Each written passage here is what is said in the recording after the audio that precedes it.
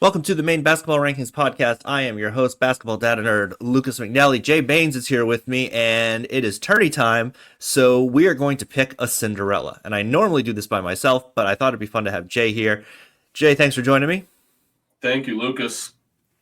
And we'll try to keep this under 3 hours, I think is the goal. Yes. So we do know we're recording this Monday night, and we just found out who's finally in the tournament. And so it's Wisdom, right, over Washburn. Wisdom, a 69-57 win over Washburn for the 11th seed in D North boys. Yeah, and the right to drive to Jonesport Beals on a Wednesday. So that's like 4.5 hours. Were they the 4.5? Were they the further one? I think they're the further one. Yeah. So let's do that. We're already doing. And I was gonna wear my Wisdom. I have a Wisdom shirt, and I was gonna wear it, but it like bled through with the green screen behind me because I'm not actually at the Civic Center, believe it or not. Just in a messy room with a green screen hiding it, and so it bled through. So I couldn't wear my Wisdom shirt, but props to those guys. So I'm gonna start with my hot take. Prelims, if the travel distance is over a certain number or a time, like let's call it an hour and a half, it should be at a neutral site. So let's throw a scenario for tomorrow. Okay.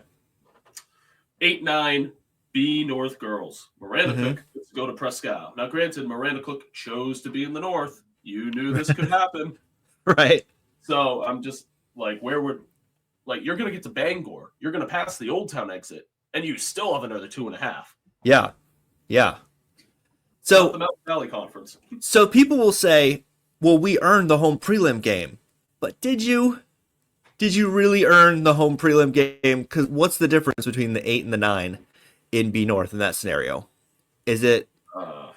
It's not much. No, and I think it has more to do with Presque is more. I hate this term, a gatekeeper, at least in the Big East. It's under 5. It's under 5 points. So not much had to happen to swing that. And we saw in B North boys, like Belfast could have gone anywhere from like 4 to 11 on like the final day, and that a lot of that is determined by whether or not they won their final game, but a lot of it, as we all know, is the help points, and so there's situations where B North is being swung by a game in C South, and that's moving seeding, and so did you earn? Did you earn a prelim? Yeah, you earned a home prelim game, but you didn't earn the right to make a team drive 5 hours. Yeah. That's ridiculous. So going back when prelims started, I think when it was the 50% rule, I think it was like 1980 or something, whatever. All the games were on the neutral site. Mm-hmm. So there were 6-11 games at the auditorium. That sounds amazing.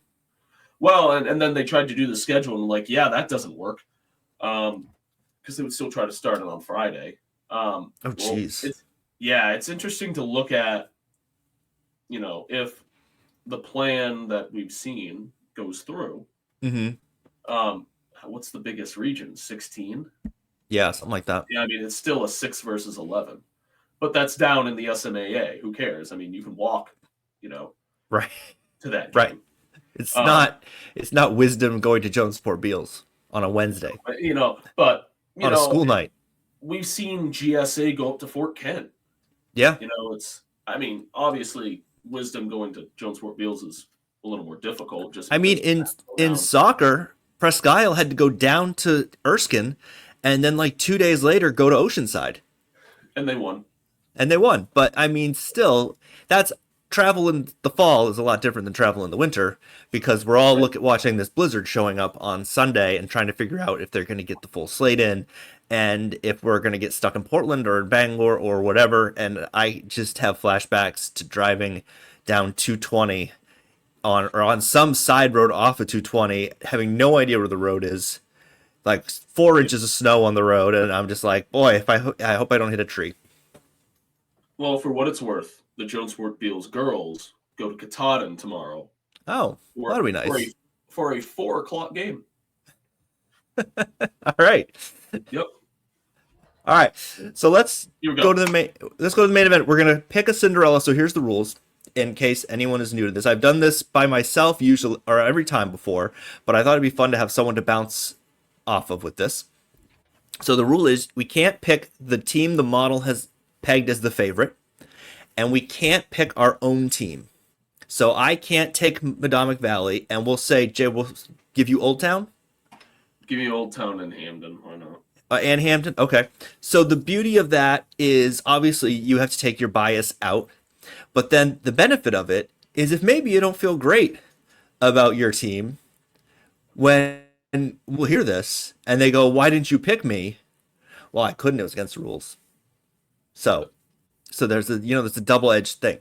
So let's start with the girls and D North were your favorite with at 24% is Bangor Christian. How do we feel? I was surprised they got to one, that they got to the 1 seed. I really was. Well, I know. So the biggest thing when you look at D North is like, where is Southern Rustic? And I know, Yeah, graduation and injuries this year. So they're in that 7 spot, which 4%. yep. And So I put in the newsletter, you don't want Southern Rustic in this bracket. You like even just the ghost of Southern Rustic is terrifying. I think this is the region of death, actually. So you've got Bangor Christian at 24%, Central Rustic at 18.9%, Wisdom at 15, Skank at 10.5, Shed at 12. Like, that's a pretty deep region. in all very different schedules Mm-hmm. for the most part. Yeah. So I mean, let's go. I'm going to pull up the heel points just so I can see schedules as well. I thought there was something weird where, yeah. So interesting note: Wisdom and Central Mm-hmm. Rustic, 2 county teams, did not play each other. Really Yep. interesting. Interesting. I think I Okay, know my pick here. go ahead. All right. I am going to, and this is partly because I took them in the wins draft and I have the shirt. I'm going to take Wisdom. Okay. I'm sticking with my preseason pick of Wisdom because obviously taking them in the wins draft, I felt like they could win this region. I am going to go a little bit off the board. Just well, we mentioned them, but just a virtue of their schedule at 12-6, the 4 seed. I'll take the Skank Wolverines. Now Oh, they have. I mean, looking at their losses, okay. okay. Yes, Penobscot Valley. Okay. Bangor Christian on the road. They lost to Orono, which is a Class C team in the girls' side. Machias, which is a Class C team. Bangor Christian a second time, and then they lost to Penobscot Valley. So they lost to the 1 seed in Mm-hmm. D and C twice. How close were Okay. those Bangor Christian games? 2 Bangor Christian games. The first one, 47-28 on the road, and then they lost to them 42-30 Okay. on January 20th. That's an improvement. So, but they play what are considered to be a traditional Penquist League legacy Yeah. schedule. So that's typically who they play. Um, but yeah, especially matching up with Shen in the first round and then a Bangor Christian team they lost twice but are familiar with. Mm-hmm. I'll go with the big green machine from East Millinocket. All right. There we go.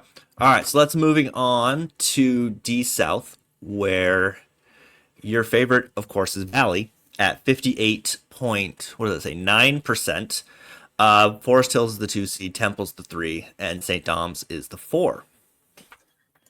I don't know how I feel about this. This is a weird bracket. Waynfleet, didn't they win this last year? And they're down an 8?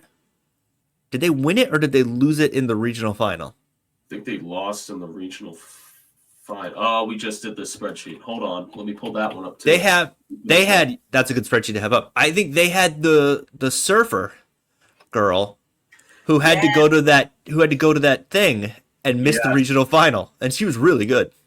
Yeah. Let's. That's a new one. That's not not an I excuse you're used to hearing. Oh, I forgot about that story. That's awesome. So we can't take Valley. Valley's really good. I saw them a little bit against Wiscasset, and so obviously, But Legacy, trying to see. So Temple Academy is the 3. How did they do against like Forest Hills? Let's see. yeah, I'm kind of looking at Forest Hills. Forest Hills twice. And St. Dom's is there at 13-5.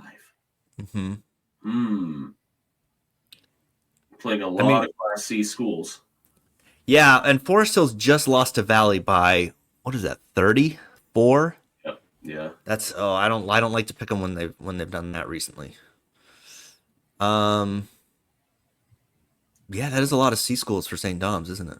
Yeah, so 5 losses. Looks like NYA twice, Poland, Mount Abram, dear ago. I'll take Dom's.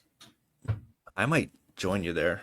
I was looking at Islesboro. I saw Islesboro early in the year, and they look okay, but they kind of fattened up on the island teams, I think. Yeah. My only thing there is like, if you want a Cinderella, are you going to pick something out of the 4 or 5 because they have to beat them in the semi? Yeah, that's tricky. But I do like the idea that they played a big C schedule. So I'm going to join you at St. Dom's. We'll make Adam happy. Someone has to. Yeah.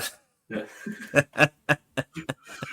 Wow. He's catching strays. Strays. All right, moving on to C North. This is usually. I'm still sad he left us up here. So. So this is normally the region of death. C North. Penobscot Valley is your favorite at 27.56%, but it's a lot closer than I thought it was going to be. Madnockhook is at 26%, Fort Kent's at 13%, and Mount View's at 22%. I'm going to keep it really simple. I'm going to take MA. I'm going to take the Lynx. 10-point loss against Penobscot Valley last Tuesday. Yeah,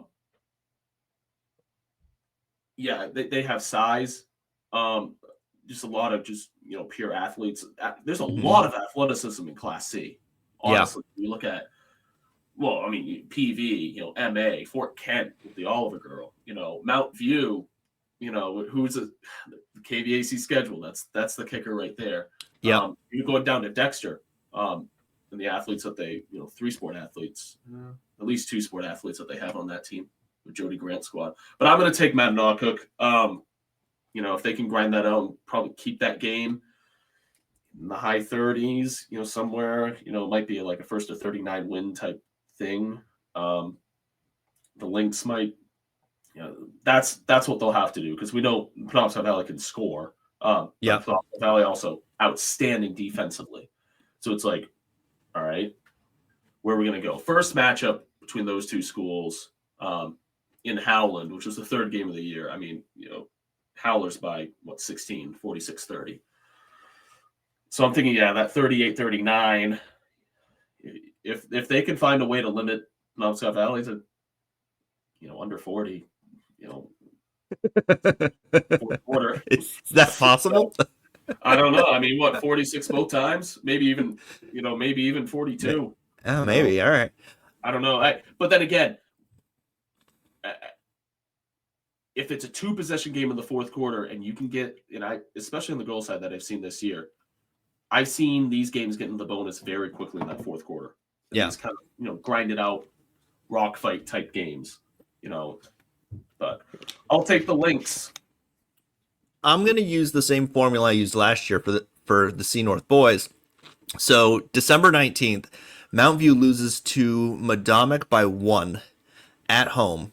Then they lose to Halldale by 4 on the road. So those are 2 quality losses. And then since then, they've won 12 straight. 12 in a row.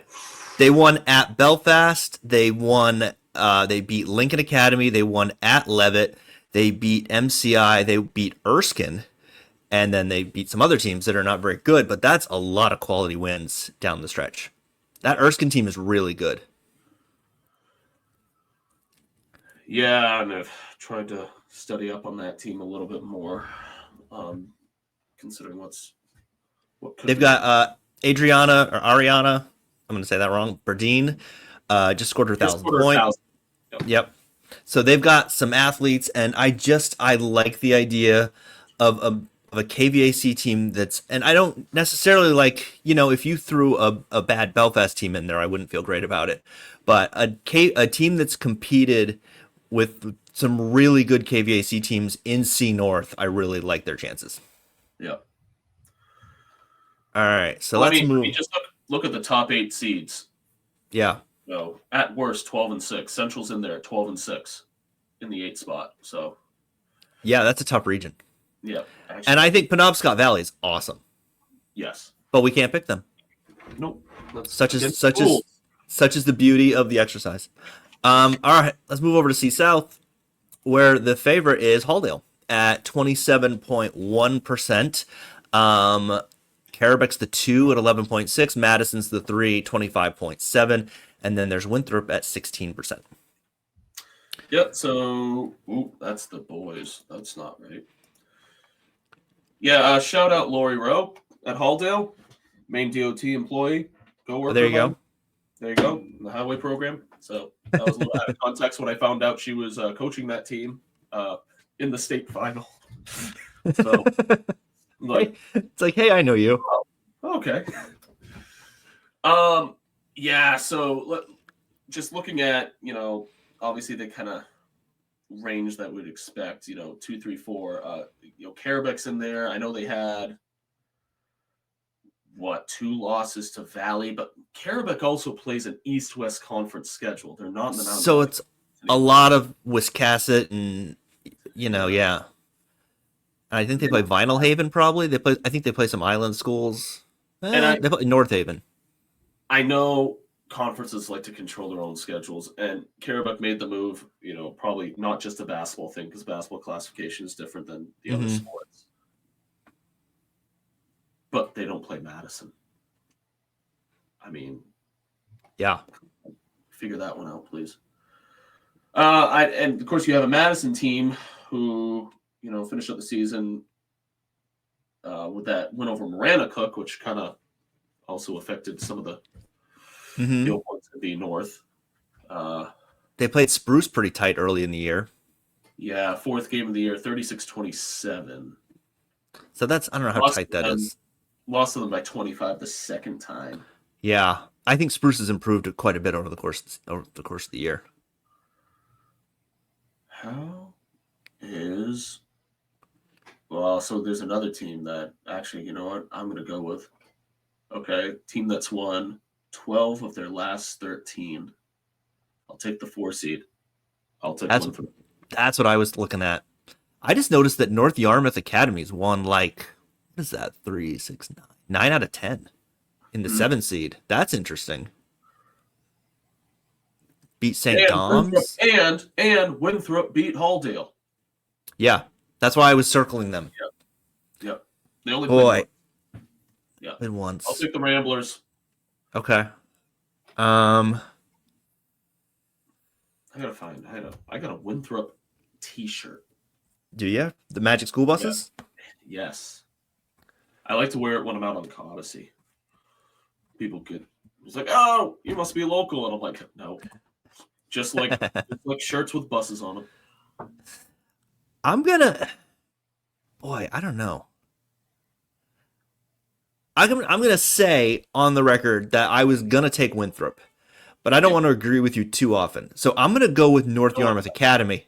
I'm gonna do that. I like to take a flyer here, 9 out of 10 to finish the season. I don't know if there's any good wins in there really, but who did they beat? They beat anybody of quality in there? Not really. But yeah, I'll take them. I'll take NYA. I don't feel great about it. But well, let me look at Buckfield real quick. Oh. East-West Conference. East-West Conference. Yeah, I think I'm going to stay away from the East-West Conference. Yeah. Yeah, okay. I'm going to stick with NYA. They might have figured something out there. Yep. All right, let's move on to your region, B North. So you know more about this than I do. Caribou's the favorite, 45.5%, and then it's a big drop. Erskine, 14.5%. Oldworth at 5%, and MDI at 8%. And I'm going to lead with this question: is Ellsworth healthy at all? Are they getting anyone back? So Bean is back. Okay. Bowles is back. Hmm. I'm trying to think. Did you see the really nice video when they had the seniors? Yep. Yeah, I was trying to think who The was one in the wheelchair is probably not back. That's Sergeant Girl. Yeah. Okay.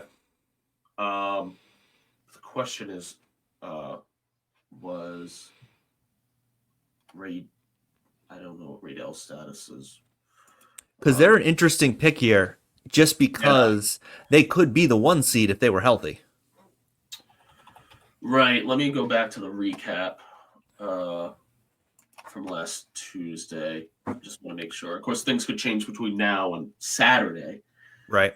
Um, And Erskine is pretty good in that 2 seed. They're very young. Very, very young. A bunch of sophomores and freshmen, basically. yeah. So you worry about that in a tournament setting. But they've shown flashes. They beat Madomic. They had Madomic on the ropes in the second half in the infamous game with the fan. They were up 16 in the second half in that game. And then the wheels sort of came off for everybody. The fans, the on the court, off the court, was the whole thing.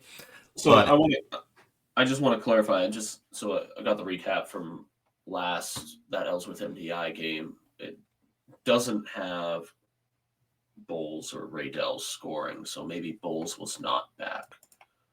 we think they're back for the tournament. I don't know. I don't know. That's not okay. But they beat an MDI team. Yeah. By 4, and I'm going to go right into it. At this point, I got to pick the team that beat Caribou. Mm-hmm. Yeah, so I can see that. MDI. I think, I could make the argument of the team I really want to pick, obviously, but I'm going to stay away. Do you want to make an Old Town argument? Do you want to make a case? I think because they're the 3 seed. That's a legitimate pick. So I see a team that won 9 in a row. Okay, went ice cold at Herman. Herman's a scary team because of how young they are, sitting in the 7th spot. And not knowing a ton about Erskine, I know I was surprised that we had dropped to 3 because I thought I had all the help points figured out, and obviously that result changed things. But when given the difference between playing potentially, a John Baptist or a Herman scares me a little bit more, so I kind of like the matchup in the quarter a little bit better. But for those who didn't see that Caribou game, that was Old Town basketball. Game 30s. Of course, you had the foul at the end of right at the end of regulation. Old Town down 2. Loring missed the front half of the 2 shots, so it was over. But that's where that game needs to be. Old Town's doing much better handling the full court press, which they just were not successful at all up to Caribou. Caribou, a tough place to play, just the mental fog being up there, as well. And then, so Old Town, granted, they lost 2 of their last 3, but you have a resurgent Herman team, and of course the number 1 seed. But games of the 9 games in a row, the difference between that Old Town team the first time they played Caribou and the second time is huge. And I think I've learned, like last year, don't count those girls out. A potential regional final situation. Look what happened. Of course, Old Town shot the lights out, and a lot of the girls have graduated. But I look at a team where, the kids who were on that varsity squad last year, they were practicing against 5v5. So, but you need those in-game reps. So we'll see. I just saw them play. They had a close scrimmage against the Comas today. They did a lot of situation stuff. Towards the end, we just set the clock, have the situation, and go both ways for. And we'll see. I mean, it's a long layoff. They haven't played since Tuesday. and they Oh, do that is have a long one way. more. Yeah, they do have one more scrimmage tomorrow up at Lincoln, actually. So Oh, at least I believe that's still on the schedule. So yeah, like I'll make Lincoln, sure. Lincoln, not Lincoln Academy, Lincoln the MA, town. MA, Yeah. MA, Mattanock Cook. So Okay. All right. So you're going. I will go with MDI. Okay. I am going to take a flyer that Ellsworth is a little bit healthier Yep. because I think it's really impressive that they're still at 4 with the MASH unit they've got going on over there. And Yeah. Andy Pooler, I think, has done a great job. There's, Always. a lot of pedigree there. And I'm a big believer in program pedigree when it comes to the tournament because I just think you grow up going to the tournament and seeing your team go deep, and then it's just less scary when it's your turn to Yep. be the person with the limelight, And so I think, and my caveat there is that if they're not healthy, then I take it all back. If Well, they lose anyone else, I take it all back for sure. this was a team that won state titles mostly sophomores 2 years ago. Mm-hmm. We were down at the expo. It's like, well, is this the first of 3? Yeah. And now they're in a situation where if any of those girls can even give it a go, it's like they have nothing to lose. They have nothing to lose. So, They're best players in college. yeah, that's also true. Imagine, you lose injury and then 1 to Johnson and Wales. So Yeah, sure. she's killing it. I know. It's amazing. Really amazing. Ellsworth and MDI meeting in the quarters. I think this is the 3rd time in 4 years. Really. So, yeah. That's the thing where you see the drawing, you're like, oh, come on. Can we just get somebody else? Just anybody else. Well, it could be followed by Prescott Caribou, so that'd be. That's true. Yeah. All right, so let's move on to B South. The favorite in B South. This is another really tough region. Spruce Mountains at 29%. Then you've got Madomic's the 2 seed at 18.7.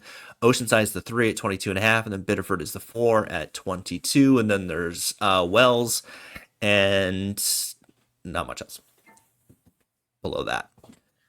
Okay, so this is one where I can't take Madomic at 18.7% in the 2 seed.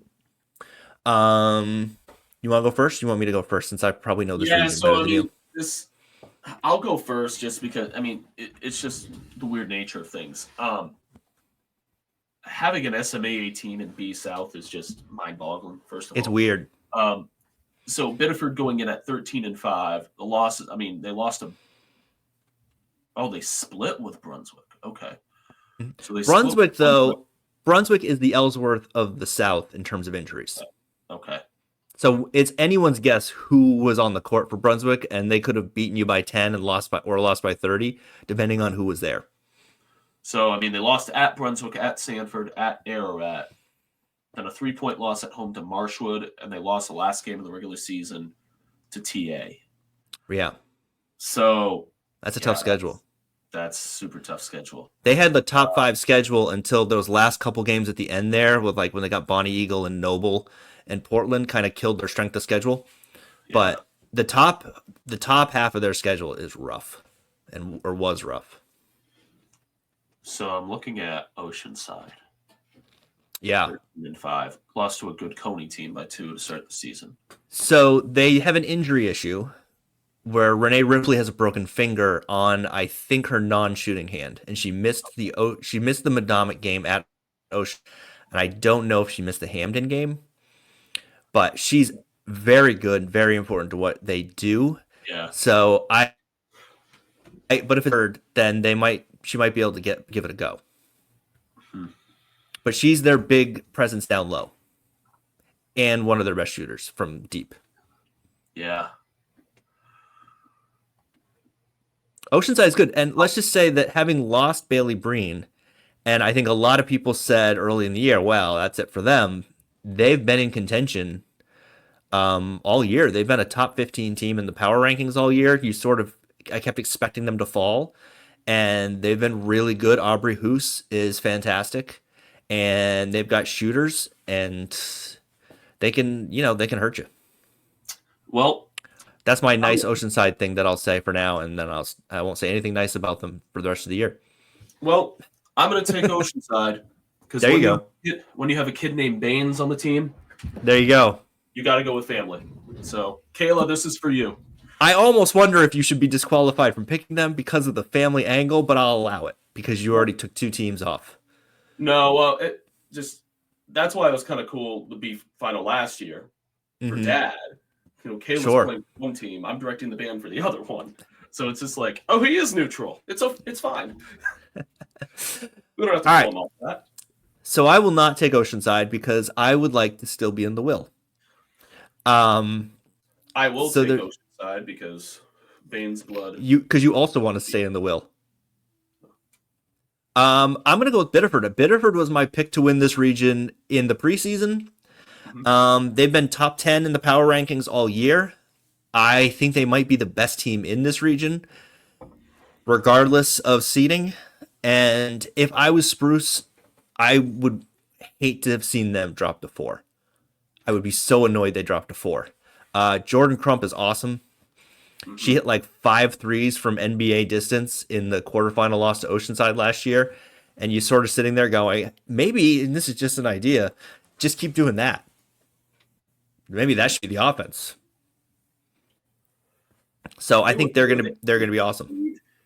They were the 8 seed last year. They're insanely young. They're all sophomores and freshmen. I think for the most part, they've got some freshman twins who are really good. And then, like you did with Old Town, I'll make the case for Madomic, even though I won't pick them. They're the 2 seed. So I did this new tweak on the defense rating, the adjusted defense that I was telling you about. Madomic finished 5th in that in the state. And I was really surprised by that because their just points allowed is in the 30s, I think, something like that.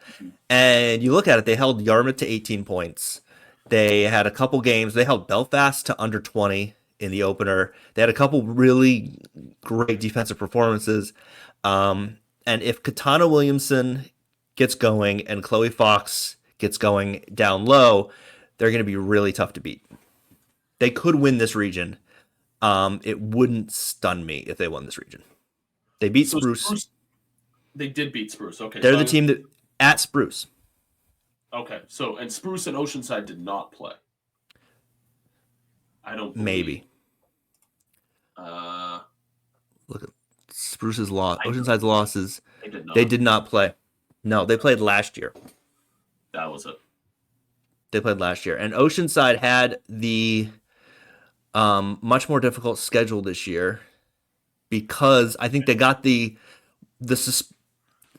people thought it was they got a Bailey Breen increase in their schedule, so their strength of schedule this year, because previously it had been not amazing. Well, boys played the same schedule, right? Boys played the same schedule, so they finished with the wait. No, I didn't update the rankings. So they finished with like roughly the 20th hardest schedule in the state. But I will point out that right next to them was Madomic. Yeah.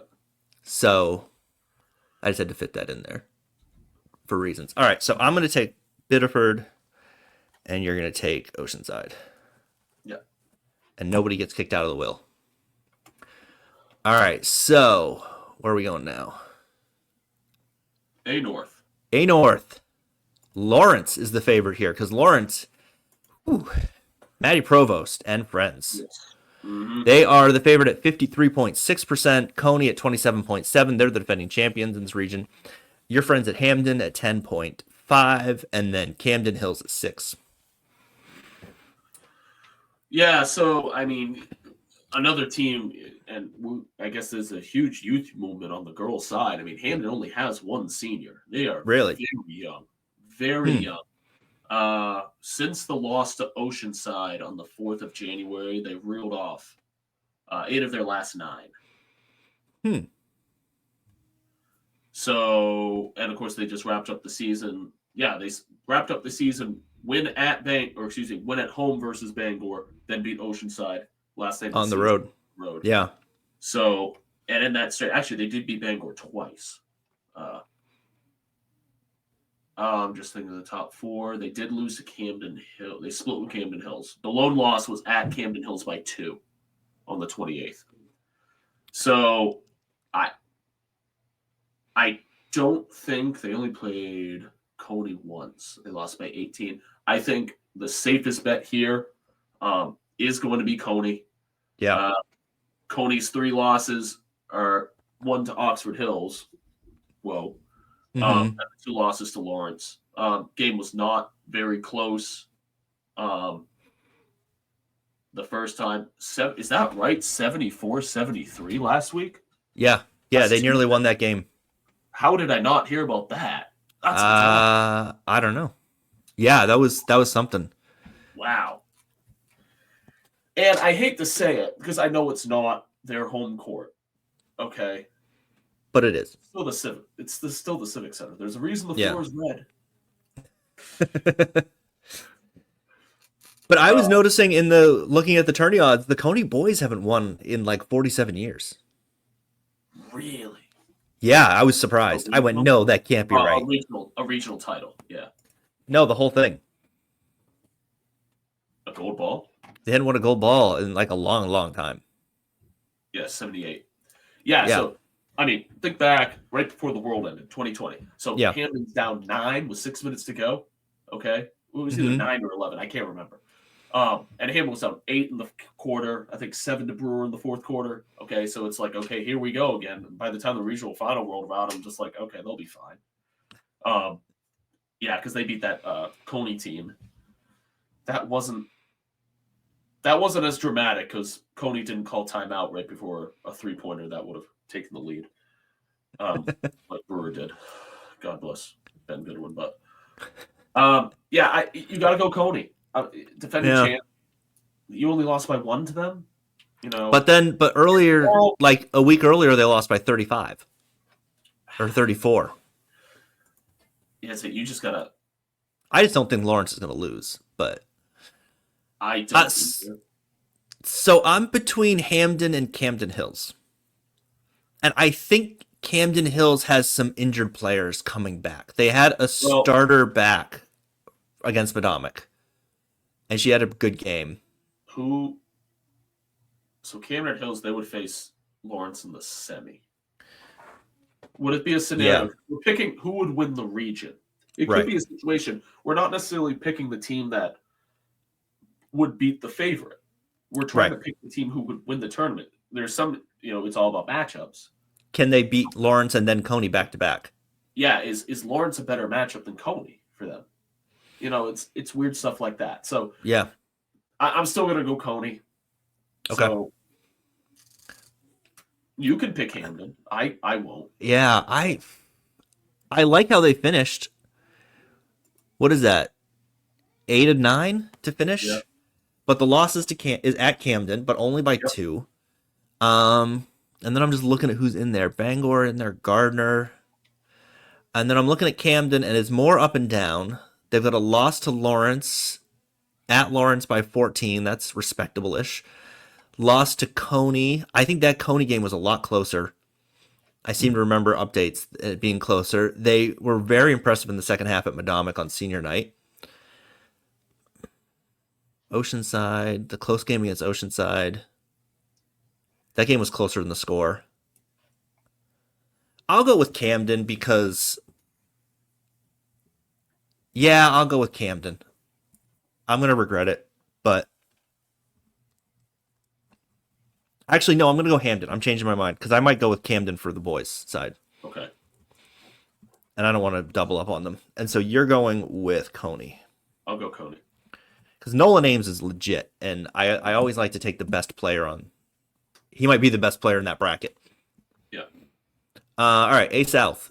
The Mount Ararat's going to be the favorite here. They are having a great year. They're 63.7% to win this region, and then it's Marshwood at 15.5, GNG at 13 and change, and then Brunswick's 3.5%, depending on who's available. So Ararat in the 1 spot, 16-2. Mm-hmm. First loss was to Marshwood, Okay, the second loss was at Coney. I Yeah. think for that alone, Marshwood. Did they play Mount Ararat twice? No, they did not. They only played them once, and they beat them. So this region was really close early. It was early. It looked like those top four teams, and I'm including Brunswick, who's the fifth seed, they were just beating the crap out of each other for like the first 3 weeks of the season, and it looked like this was going to be an insane region. And then Mount Ararat, then Brunswick got hurt, lost a bunch of games, and then Mount Ararat sort of ran away with it. Well, let's look at Ararat's schedule. So it looks like a runaway, but they have Madomic on that schedule. Brunswick, even with the injuries, they still have that schedule. Played Oceanside, Biddeford. EL, Biddeford, Yep. Coney. So they had the points on the schedule more than anyone else. Gray New Gloucester sitting in that 3 spot. That's interesting. 2 losses to Ararat. Marshwood. 3-point loss at Marshwood, and the other loss, at Brunswick. So that's also intriguing. I think you either got to go Marshwood or G&G. Mm-hmm. Marshwood beat Mount Ararat. But did they play Gray New Gloucester twice? They beat them once by 3. Man, well, actually, Early. That's a great bracket. Yeah, that's a tough one. If Brunswick could somehow get healthy, I don't know if they can. They could be a spoiler here. Yeah. But I've already picked like 2 schools because I think they might be healthy. So I'm going to probably stay away from that. Yeah, I'm just going to go with Marshwood. Okay. They last loss, they lost their last game at Kennebunk by 9. Kennebunk's sitting there at 12-6 in the 6th spot. That's a lot of wins in the 6th spot. Yeah, I'm just saying. But 2 losses to Biddeford, lost to Marshwood, a loss to a Sanford team who I think is the 2 or 3 in AA South. Yeah, I'll go with Marshwood. Okay, I'm gonna go with G&G. Okay. I feel like it's a toss up between those 2. Yep. But I'm gonna say that if Brunswick's healthy, then I wouldn't be surprised to see them make a run at it. So Freeport's also sitting there at 11-7. Yeah. They lost. They started 2-5. Interesting. With losses to Coney, Mount Ararat, who was that first one? G&G, and Biddeford. Twice. That's a rough start to the schedule. They split with Brunswick, so that's the 4-5 on Monday. Interesting. That could be a good one. If there's a 1 seed, that lost to a Cinderella pick, I'm going to take that. It's easy. Because they've shown they can do it. Sure. But, all right, so we're moving on to A North. Ella Pelletier and Oxford Hills are the favorites here at 64.45%. Then you've got Cheverus at 12.5%, Edward Little at 13.9%, and then Bangor at 3%. Ella Pelletier, probable Miss Basketball. Every time I see a stat line from her, it's like, oh, Ella Pelletier had 35 points as Oxford Hills won by 40. She probably only played 3 quarters. So they have 2 losses on the year. They lost to Lawrence and they lost at Bangor, which was a surprise. They lost by 1 at Bangor on, was that January 2nd? That was one of the scores that came in that I double checked. So, I'm going to pick the team I've seen. Okay. And that is Cheverus. So Cheverus I thought you were going to say Bangor because Bangor. Well, right. But when was it? Right before Christmas, Cheverus comes up. And Kylie Lamson had 30-something. Yeah. But didn't score in the first quarter. She just went off. And it was incredible. They come in 13-5, 3 losses in the middle of the year around the new year, to Scar, BL, and Gorham. Mm-hmm. Did they only play Oxford Hills once? They did. They lost by 22, 21. But winning 5 of their last 6, They had 5 road games in a row. Most recent loss by 8 at South Portland. Good South Portland team. Defending state champ. Mm-hmm. Hard not to pick against Bill Goodman. Right. So yeah, I will go with Chevers. However, EL with Penny and Fasciano. That's an intriguing pick as well. And they lost. Edward Little lost to Mount Ararat, Oxford Hills, and Bangor down the stretch, which is, no slouch. I'm kind of between Edward Little and Bangor. And they beat Chevers. Yeah. See, Edward Little's lost. They lost to Oxford Hills on opening night by 6. And they lost by only 3. Excuse me. On January 24th at home. What are they? They're plus 243 and Bangor. I'm going to go with Edward Little because Edward Little's plus 243 versus plus 116.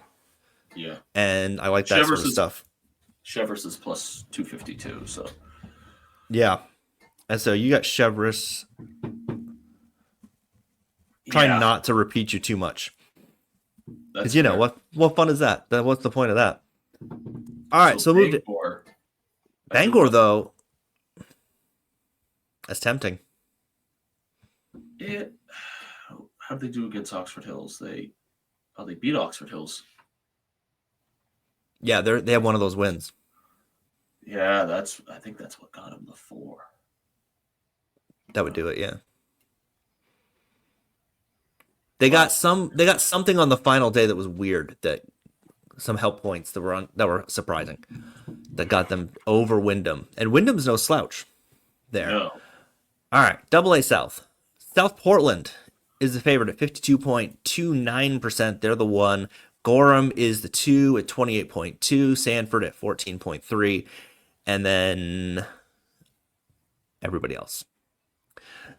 I feel like Gorham is in this regional final every year. I think they have been since we went to 5 classes. Yeah. Now, granted, kind of know what started the whole thing. Yeah. But, I just, 14-4, they lost to Wyndham, lost at South Portland, at TA, so they lost to South Portland twice, which means they beat Sanford.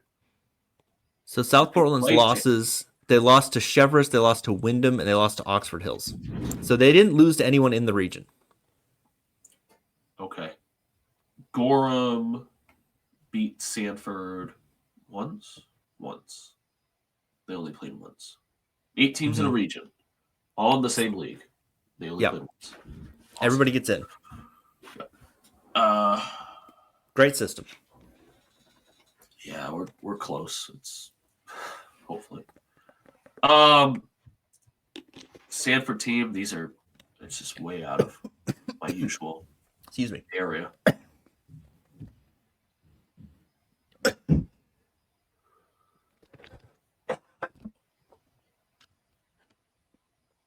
That was fun. Well, you're not bleeding.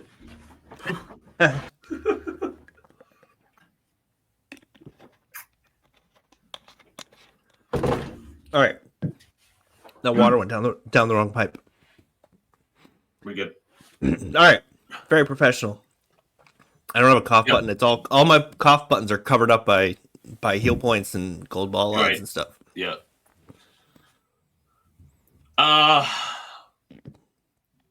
Man, I could go really nuclear and go off the board and say something weird. Like TA or something? Yeah. Who? Yeah, no losses in the region for Sopo. You could take Noble and go really nuts. That's insane for me. And then if people make fun of you, go, I'm sorry, I thought we were doing the boys. Okay. Yeah, I don't want to be boring. But I think it would have to be Gorham, right? I mean, they've been there. They're always there. That's the thing. That's where I'm leaning Gorham because they're just always there. Yeah, I have to go with them. I'll go All with right. the Rams. One of the Rams. There's like 9 of them down there, but I'm gonna going off yours. I'm gonna go a little nuts and go with Thornton Academy because they beat Gorham recently, okay, and then we'll go a little nuts. that's fun. Yeah. So I got TA and you got Gorham, and that Yep. is the girls. That is the girls. All right. We'll turn the page here. All right, give me 1 sec. Okay. Apparently, I turned 2 pages. Okay. Okay. You're gonna have so many people like mad at you for your picks or celebrating you for your picks. Just so you know. Everyone, you can't get mad at me or I turn the brackets off. I like it. I like and it. those are dropping when we finish this too. So Cool. And the tourney media guides, I got to plug in because you did the tournament histories, which are so very helpful, by the way. And especially during the tournament, people love them because they can go, "Oh my gosh, Noble hasn't won a quarterfinal game since blah blah blah blah blah." that was a very poetic and politically correct saying, like, wow, they've been bad for a long time.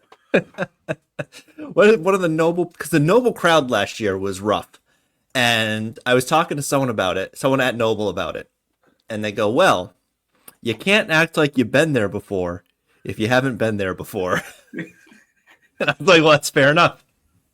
I'm trying to find so just an offshoot, schools That have long lost, droughts. or just long even quarterfinal appearances. Don't the Belfast girls have one where they haven't won a quarterfinal? Do I remember that correctly? Yes, so according to this, I have 3 schools that have never won a quarterfinal. Belfast is one, Madawaska is the other, and Telstar is on the girls' side. I believe every boys' team has won at least one quarterfinal. At least one quarterfinal. I just can't fathom. Now, Levitt, if you find a way, you win your prelim, and then you somehow find a way. Is this the boys or the girls? The boys. Okay. I have Levitt as the longest semifinal appearance. Oh. Drought. Come on, Hathaway. Yeah, back 1969. Oh my God. Yeah. So Hathaway wasn't even alive. Probably not. No, he's not even close to that old, I don't think. All right. So let's go to D North. Yeah. This is not as close as I thought it would be. So Skank is your favorite. And I think I'm starting to say that right. Skank. Okay. Yes. 56.8%. Yes. That's right. Okay. Katahdin's at 13.9, Central Aristic at 13.5, then Bangor Christian all the way down at 6.8%. I would have thought that was higher. And Lee Academy at a little under 4. Yeah. So Skank had that really dominant win at Bangor Christian or against Bangor Christian. I don't know where they played that. They beat them twice. First time down at the Cross Center. They won by 44-31. Then they met the 20th of January up at East Millinocket, 43-26. Those are 2 pretty dominant wins. They lost their first game of the year to Katahdin, 49-52, and since then they are on a roll. They're plus 444 on the season. Yeah. And it looks like that magic number for them, well, they only lost to Katahdin. And again, same formula. You're going to take the team that beat them once? Well, let's look at Katahdin. So, and the difference here. And Adam took them in the wins draft. Yeah, he did. So Katahdin coming in at 15-3, but they're plus 600. They're down 73 heel points, but that also is, that's that schedule. If they outscored their opponents by 600 points, and stayed at they're under 100 heal points. Let's look at the losses. 3 losses. They lost to Skank the second time around. And then Fort Kent twice. Fort Kent twice. Did they play Madawaska? Fort Kent's no joke. Is no joke. So, and then who would they have played in this tournament? They played Central Rustic. The 3 seed, yeah. So they beat them twice. Didn't play Bangor Christian. Did not play Lee. Definitely did not play Jonesport Beals. Easton. Yeah, so now let's go a little bit further. So now you have a Central Rustic team who's in the 3 spot. At 9-9. At 9-9. Griffin Jarrett coaching there now, the old Wildcat. And on the Owl. They had a stretch. 1, 2, 3, 4. They lost 6 in a row. Yeah. Easton, Fort Kent, Madawaska. Okay. Hodgson, Lee, Katahdin. Those are all tournament teams. Then they reeled off 6 in a row and had a 7-point loss at Hodgson last game of the regular season. And Fort Kent's in there. They won at Fort Kent. Oh. Man. They're an interesting case because you wonder, and this is what I like about the tourney guide, because you can see that stretch. Yeah. You'll see those 6 losses in a row, and then you just go, what happened there? Well, was someone hurt? 6 losses, 10 points to Easton, 8 points Fort Kent, only 4 to Madawaska, 3-point loss against Hodgson, a 2-point loss to Lee Academy, and then 57-43 loss at Katahdin. You know what? I'm going to go with the Panthers. I like it. I was thinking of going there. So here's the question. Do I want to go Bangor Christian? The defending champs are all the way down to the 4. The problem is they have 2 pretty bad losses to Skank, and they would get them in the second round if they win. That might be a matchup problem, but that's what I'm wondering, if it's a matchup problem. But I think I'm going to go Katahdin. They fit your rule that they beat them. They beat the favorites, even though if it was opening night, it's still, it still counts. They have some pretty good wins. They beat Central Rustic. They lost a close one to Fort Kent, 72-79 on the road. They beat Fort Fairfield. That's not nothing. And then it was a bunch of really bad teams in there. There's some soft wins in that schedule. But I'm going to stick with Katahdin.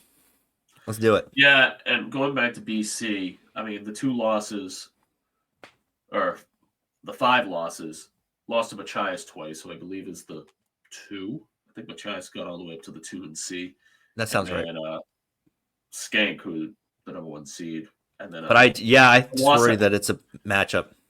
Yeah, then I lost to Dexter, who I believe is a 6 seed in C. But yeah, I'm going to stay with the Panthers out of Maz Hill. But, I mean, Bangor Christian will have at least one highlight reel dog for us. And that's, the gift that keeps on giving. All right, D South. The favorite here is obviously Valley. What are they? 50.3%. Then St. Dom's is 25.3%. Telstar 13%. And then Pine Tree is 2%. Buckfield at 4%. And so on. So Valley's awesome. Obviously, Harry Lewis and Fisher Tewksbury are both great. They got their 1,000th points as sophomores last year. I think Lewis would play for most programs in the state at point guard. He's a really good passer. Yeah. And they've got some other guys who can score. And they have played a lot of games where the starters don't play a lot of minutes. They're 18-0. Yeah, well, I really think there's only one option here. Yeah, I think we're thinking the same option. Yeah. Unless you want to get frisky with Telstar. No, I don't. Telstar lost to Valley 44-66. They lost to Carabec by 5. They lost to Pine Tree by 4. They lost to at Richmond by 6. And then they lost to Valley by 14. So those are not terrible losses. No. But I look at...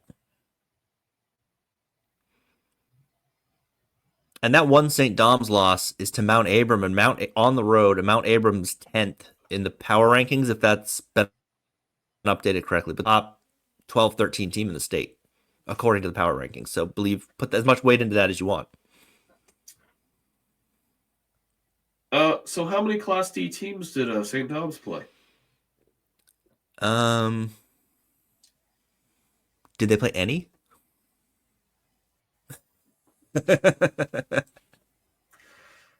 We really need a rule that you have to play at least somebody in region.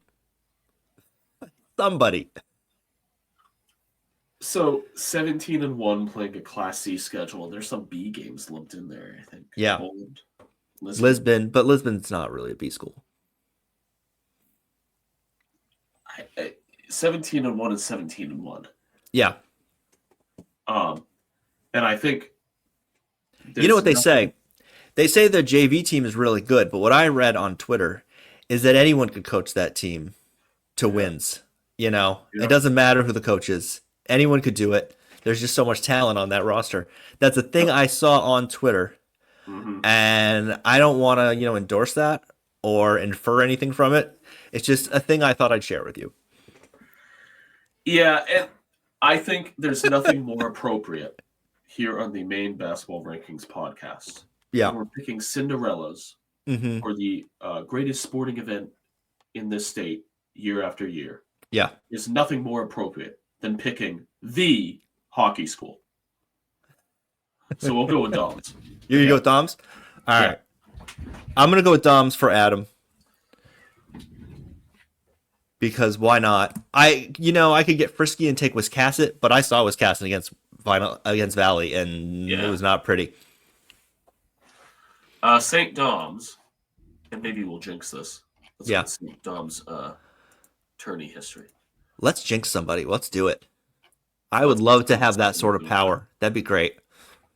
So I believe, they made their first regional final last year, I believe. Really? Well, I mean, did they get relegated? Or are they just in D on their own? No, I think they're D on their own. Okay, they're just small and they just are in a C conference. Yes. I get confused by the conferences because first of all, I think they're stupid. And second of all, I forget things for reasons. All right, let's go to C North. Matt Knockhook is your favorite at 37.8%. Then Machias at 22.3%. Madawaska at 12.6%. Hodgdon at just under 7%. Fort Kent at just over 7%. And so on and so forth. And someone sent me something about Madawaska. Have they not made the tournament in like forever or something? 2011. Okay. The boys have not been to the Cross Center. Wow. Okay. So their last trip was the Bangor Auditorium. Yes. So they're already having a Cinderella season. Yes. So a little bit about Madawaska. I have them. Their last quarterfinal win being 2006. They've never made a regional final. Wow. So there aren't a lot of those left now. They started 17-0 and then lost at Fort Fairfield 75-60 or 77-65 in double overtime. In double overtime on they were the only one of two teams to play, and I decided that nothing was going to happen on the Thursday and took a sleep aid, and then I got a message about this tie in D North, and then about some other drama, and I'm like trying to stay awake now, and there's some other drama going on down here, and then I woke up and there's a double overtime game, and I'm like, are you kidding me? There's only 2 games and there's that much drama. I had assumed that everything was off. Yeah. And then you texted me when I was at the main game. And it's like, is there anything going on? Well, let me check. So I pulled it up. I just pulled up the streams. I'm like, I guess the county did go off. And they're just taking snowmobiles to the games anyway. I think. Well, I think the system just didn't hit them, but Oh, well, that maybe that. know that too. They don't have. They haven't had snow. That's I mean, crazy. there's a lot of the above us. I have a coworker who lives up the Howland area, and he complains like there's nothing to sled on. We So have a ton of snow down here.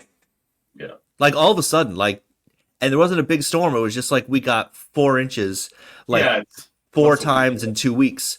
Yeah, Yeah, it's all of a sudden you're like, whoa, where did all the snow come from? it's okay. We're getting it all on Sunday. Oh, jeez. Yeah. Okay. So we're all going to be stuck, and we have to watch the NBA All Star game. Okay. Oh, jeez. So Machias has 2 losses. They're both the Skank.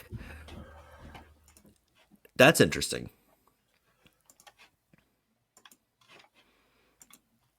Madawaska. Do they have any good? How good are the wins in there? So they beat Central Rustic. They beat Fort Kent. They beat Central Rustic again. How many How many C schools are on that schedule? Let's see. Fort One, two, Kent. three. Hold on. They beat Hodgdon. So the thing with Madawaska, 6 of the 18 games are against Class C teams. That's it. That's not much. They have a really nice court. Yeah. The low Fort Fairfield. Quinn Pelletier, I can't wait to see him play for the first time. Yeah. Hodgdon is interesting. They lost to Southern Aroostook. They lost to Madawaska. And lost Madawaska twice. I don't love that. Yeah. I'm leaning towards Madawaska just for the story. Yeah. Although Fort Kent is dangerous too. So Fort Kent and Hodgdon is going to be potentially the 4 or 5, assuming they get through their prelims. So they would have played once. Fort Kent lost to Hodgdon twice. Fort Kent lost to Caribou? Yep. Oh, by a lot. Yeah, all right. Yeah. Oh, that's just a question of like who's near us. They've always played twice. I think that was one of those was the game of the day, actually. I think it was the second one, maybe. Yeah, something like that. Yeah, so Caribou still plays Fort Kent. Prescal doesn't play Fort Kent anymore, but Caribou does. Yeah, I'm going to go with Madawaska because why not? I feel like they've already put on the slipper in a lot of ways. Yeah, so let's just look at Machias for a second. Granted, they're playing a Down East schedule, and that They beat Bangor Christian. they beat Bangor Christian. They lost to Skank twice. Who's the best? What's the best win on there? Oh, not a lot. They beat Callus. Who's the 7 seed? Boy, there's not any wins on that schedule. Yeah, that's an old legacy, Down East deck schedule. So, yeah. So Machias. Who does Machias have in the quarter? They have Callus. They could have Callus, I should say. Yeah. Callus or GSA. They beat Callus twice. I just wouldn't want to see GSA, and Yeah, GSA at 12-6. Also, Mount View is lurking there at 9. Yeah, if you want a repeat of last year, they're not nearly. They lost a lot of people from that team. So let's talk about travel for a second, and let's punch into the old Google machine. Mount View to Fort Fairfield. Yes. So that would be you get a 202, and you get on in. Oh, geez. They don't really have any Actually, good that's wins. not that bad. That's not that bad. 3 hours, 22 minutes. 201 miles. That's not awful. They did beat Belfast by 2 at Belfast. Yep. Belfast has been very up and down. Winslow, who's the 5 seed. Belfast, who's 9. Madomic. Winslow's tricky. Yeah, Madomic was not close. Abram. I am gonna go a little different. Okay, I like it already. just because I'm looking to see if they can score. Who can score? That's the biggest question. Yeah. Uh, I don't know. I feel like Hodgson can score, can't they? I think, yeah, and for that reason, I'm going to take Hodgson. There you go. I think you're going to have to play in the to beat Matanaka. Mm-hmm. And I saw Oh yeah, Matanaka play. I did see MA play they're Central. plus 571. Only? That's it. That's to put it for perspective, Madomic's plus 510, and they're 61 points higher than that. So I can't remember 100 points at the Cross Center. I'm sure it's happened. I think I was looking last year. I think Oceanside went into the gold ball game plus 800. Yeah. So side story. Okay. So end of the scrimmage today. We played at the pit because we want to be on 94-foot floor. Yep. So it's just the two teams, the trainer, the two officials, and I'm running the clock. Okay. So it's kind of a weird situation. So they play 4 quarters, great. Now they're doing a lot of time and score different things. So it's like, okay, we want to be up 3, okay, with a minute 50 to go. Okay. Okay. And we did it each way.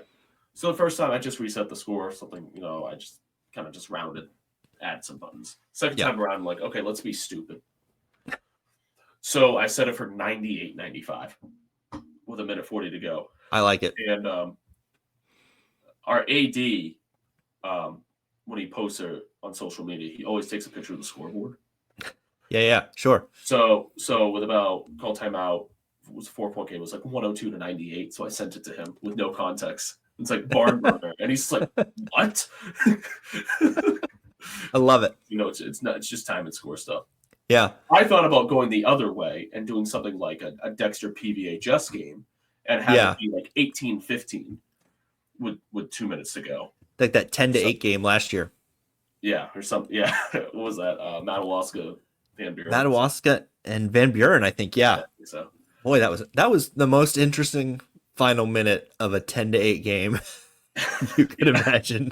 So, no, but MA can score. So, I mean, you're going to have to play in the 70s, I would assume. Yeah. I think their closest game, what was it, to Lee? Yeah, 76-63 last week. Was that the closest result? Are they number 1 in scoring? No, Caribou's. Oh, wait. I don't have that one up. I was going to say, that's a you question. Yeah. I didn't update the rankings is the problem. Anyway, Hodgson boys. C North. That's where I'm going. I like it. All right. Now I'm going to see who led the state in scoring.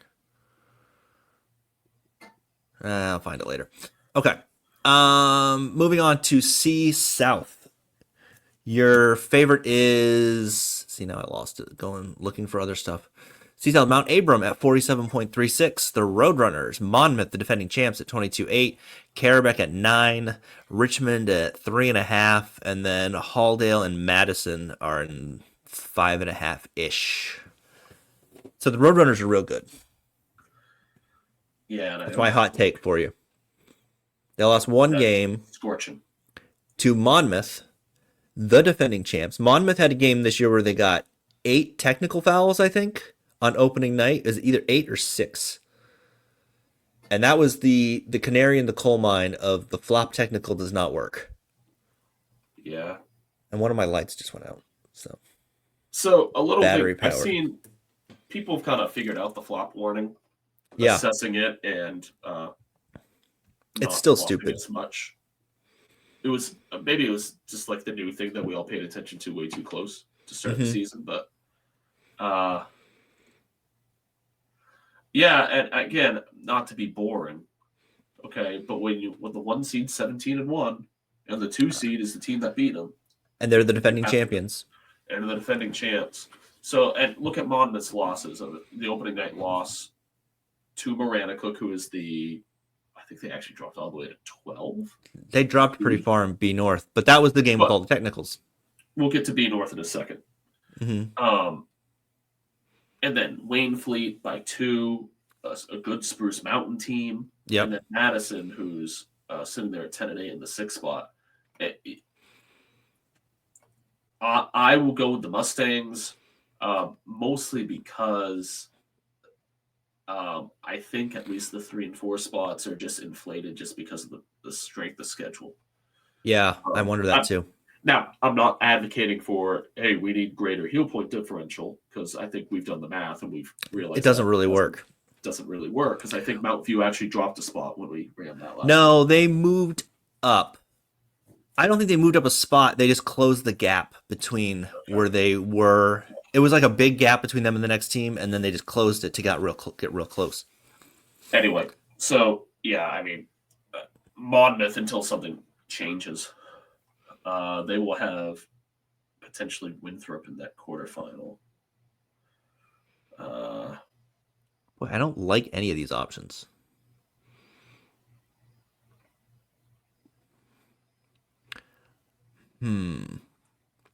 I assume that everyone in the Mountain Valley Conference plays each other at least once. I think so. Teams, I think. Yeah. I'm looking at Halldale, but I don't love what I see.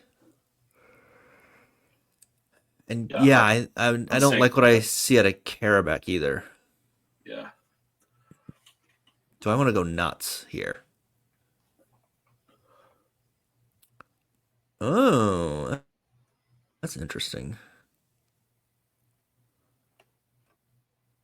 Give me a second here. I'm going to go a little nuts. Yep. And I'm going to go with Dirigo.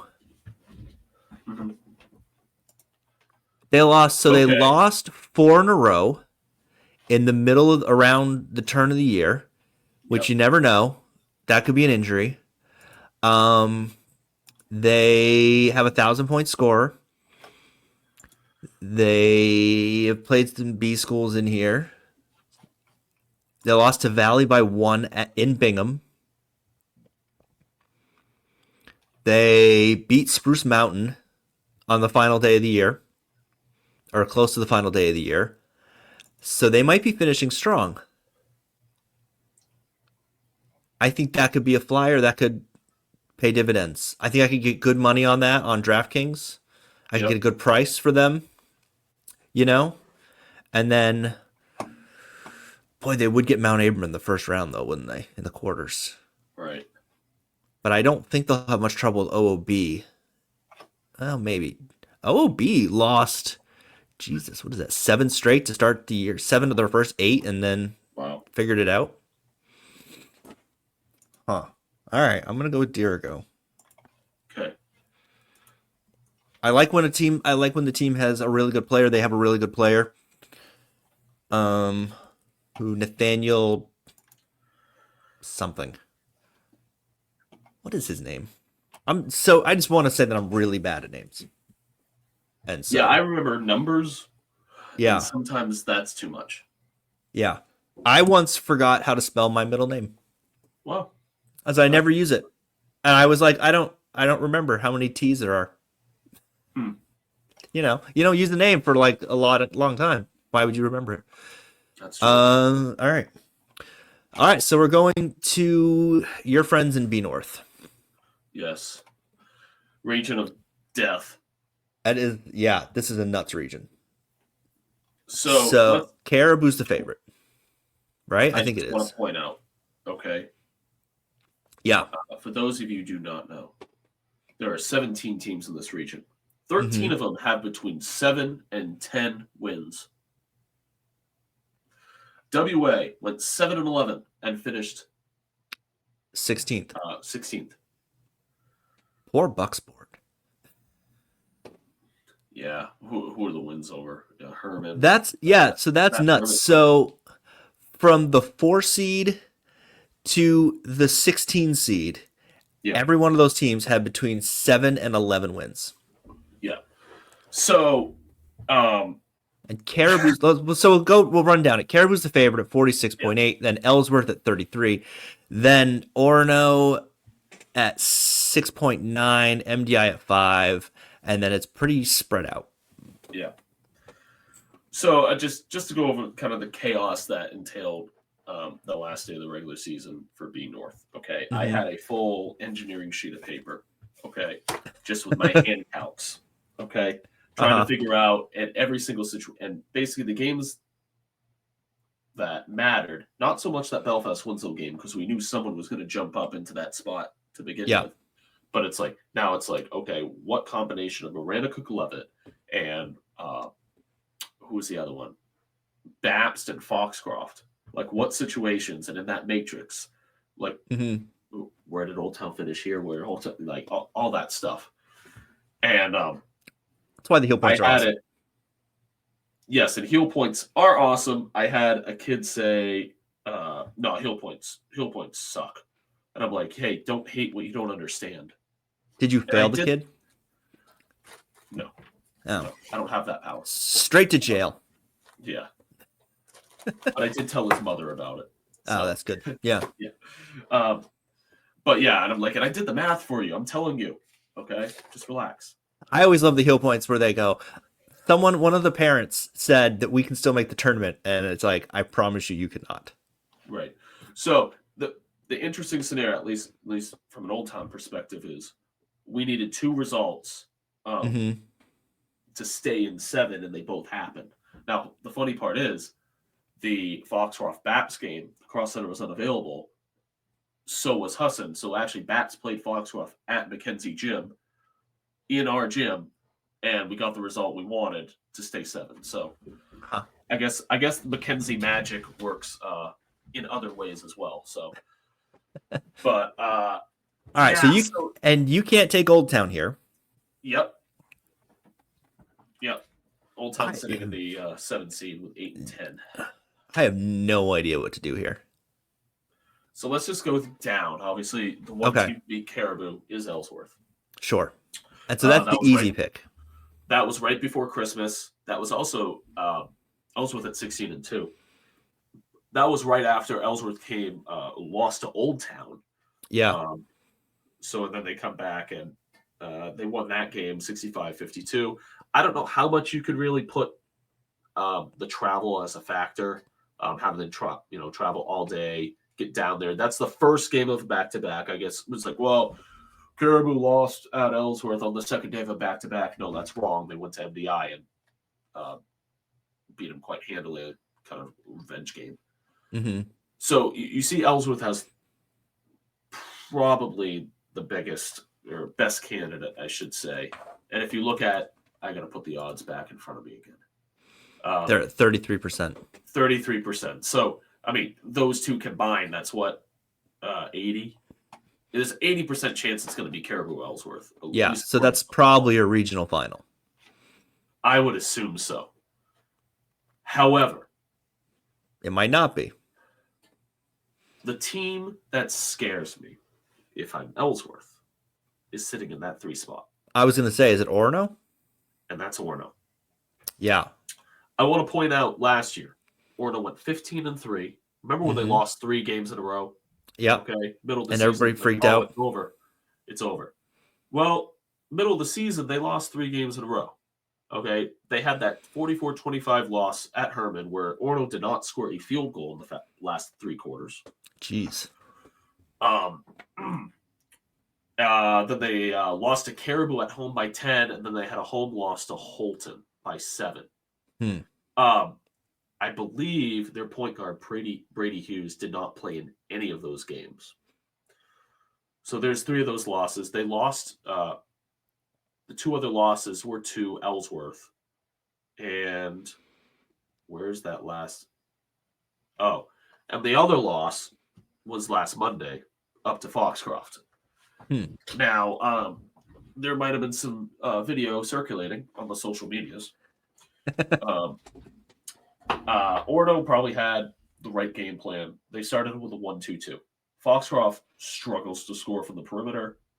It was 12-12 after 1. This was a game Foxcroft had to win, okay, right, to get into a prelim. So they take 3 minutes off the clock to start the quarter, and then Ordo comes out. They play man, and it was a good game. Foxcroft did everything they did to win games. They shot very well from the line.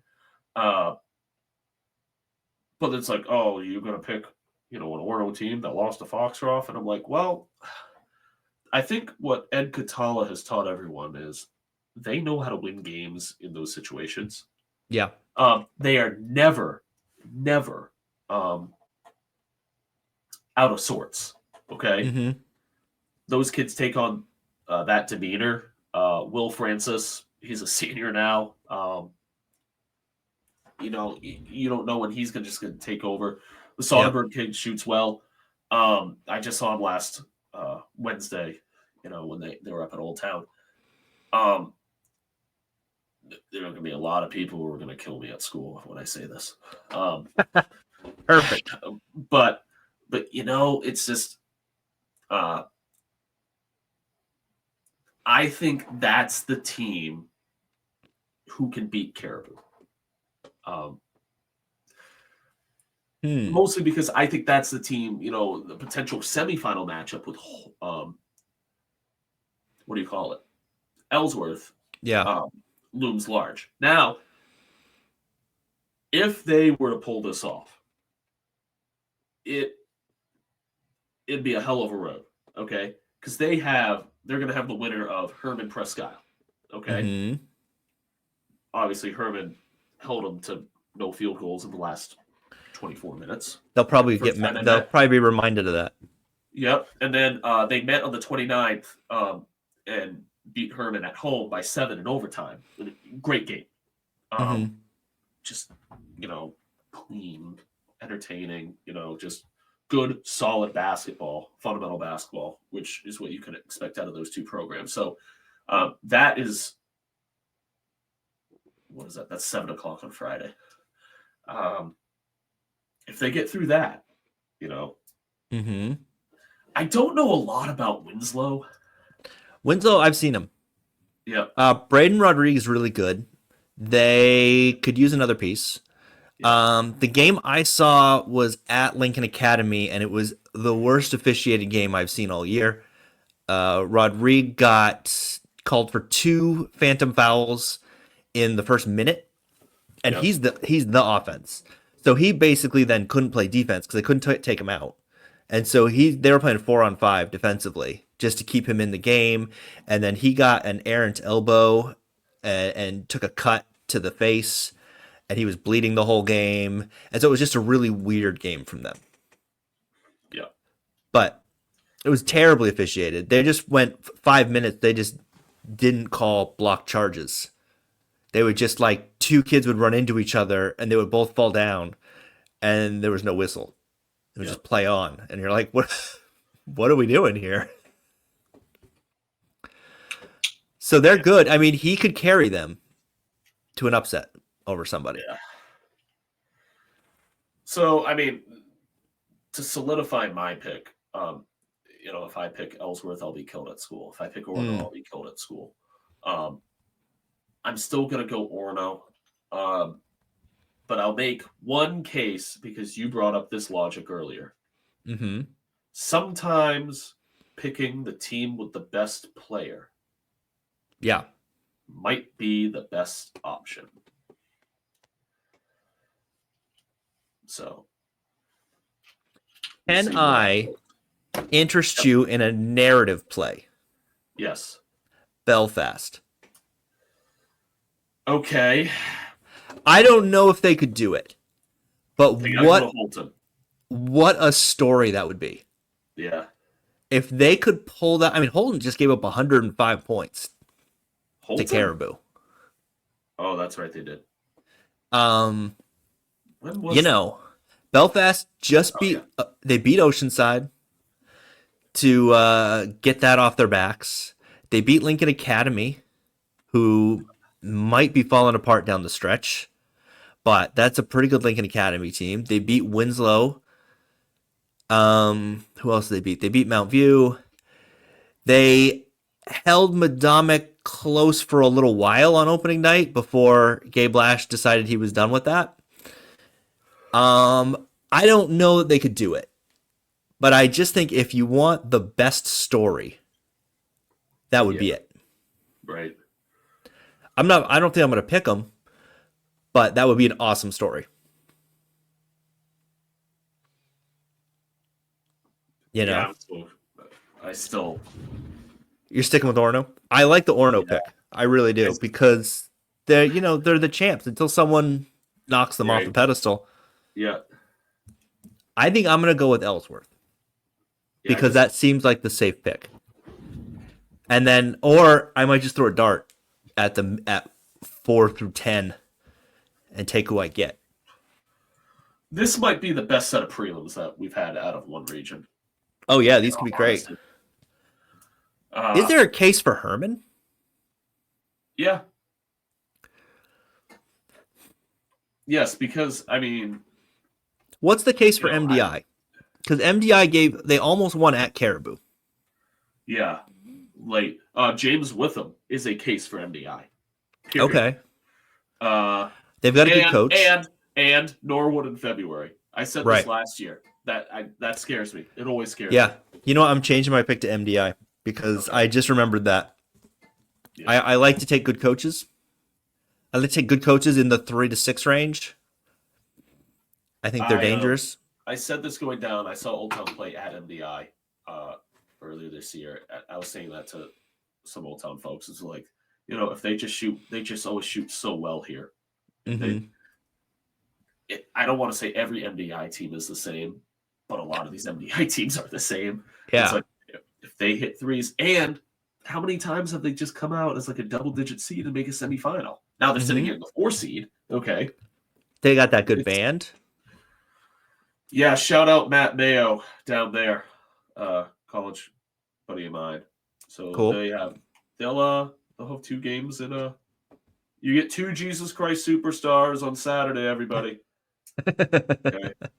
All We'll right, let's hold go down to the fort Friday. So let's go to B South. Madomic Valley is the favorite, 67.9%. I think that's the biggest favorite for a region. yes. York is undefeated. They're 21.8.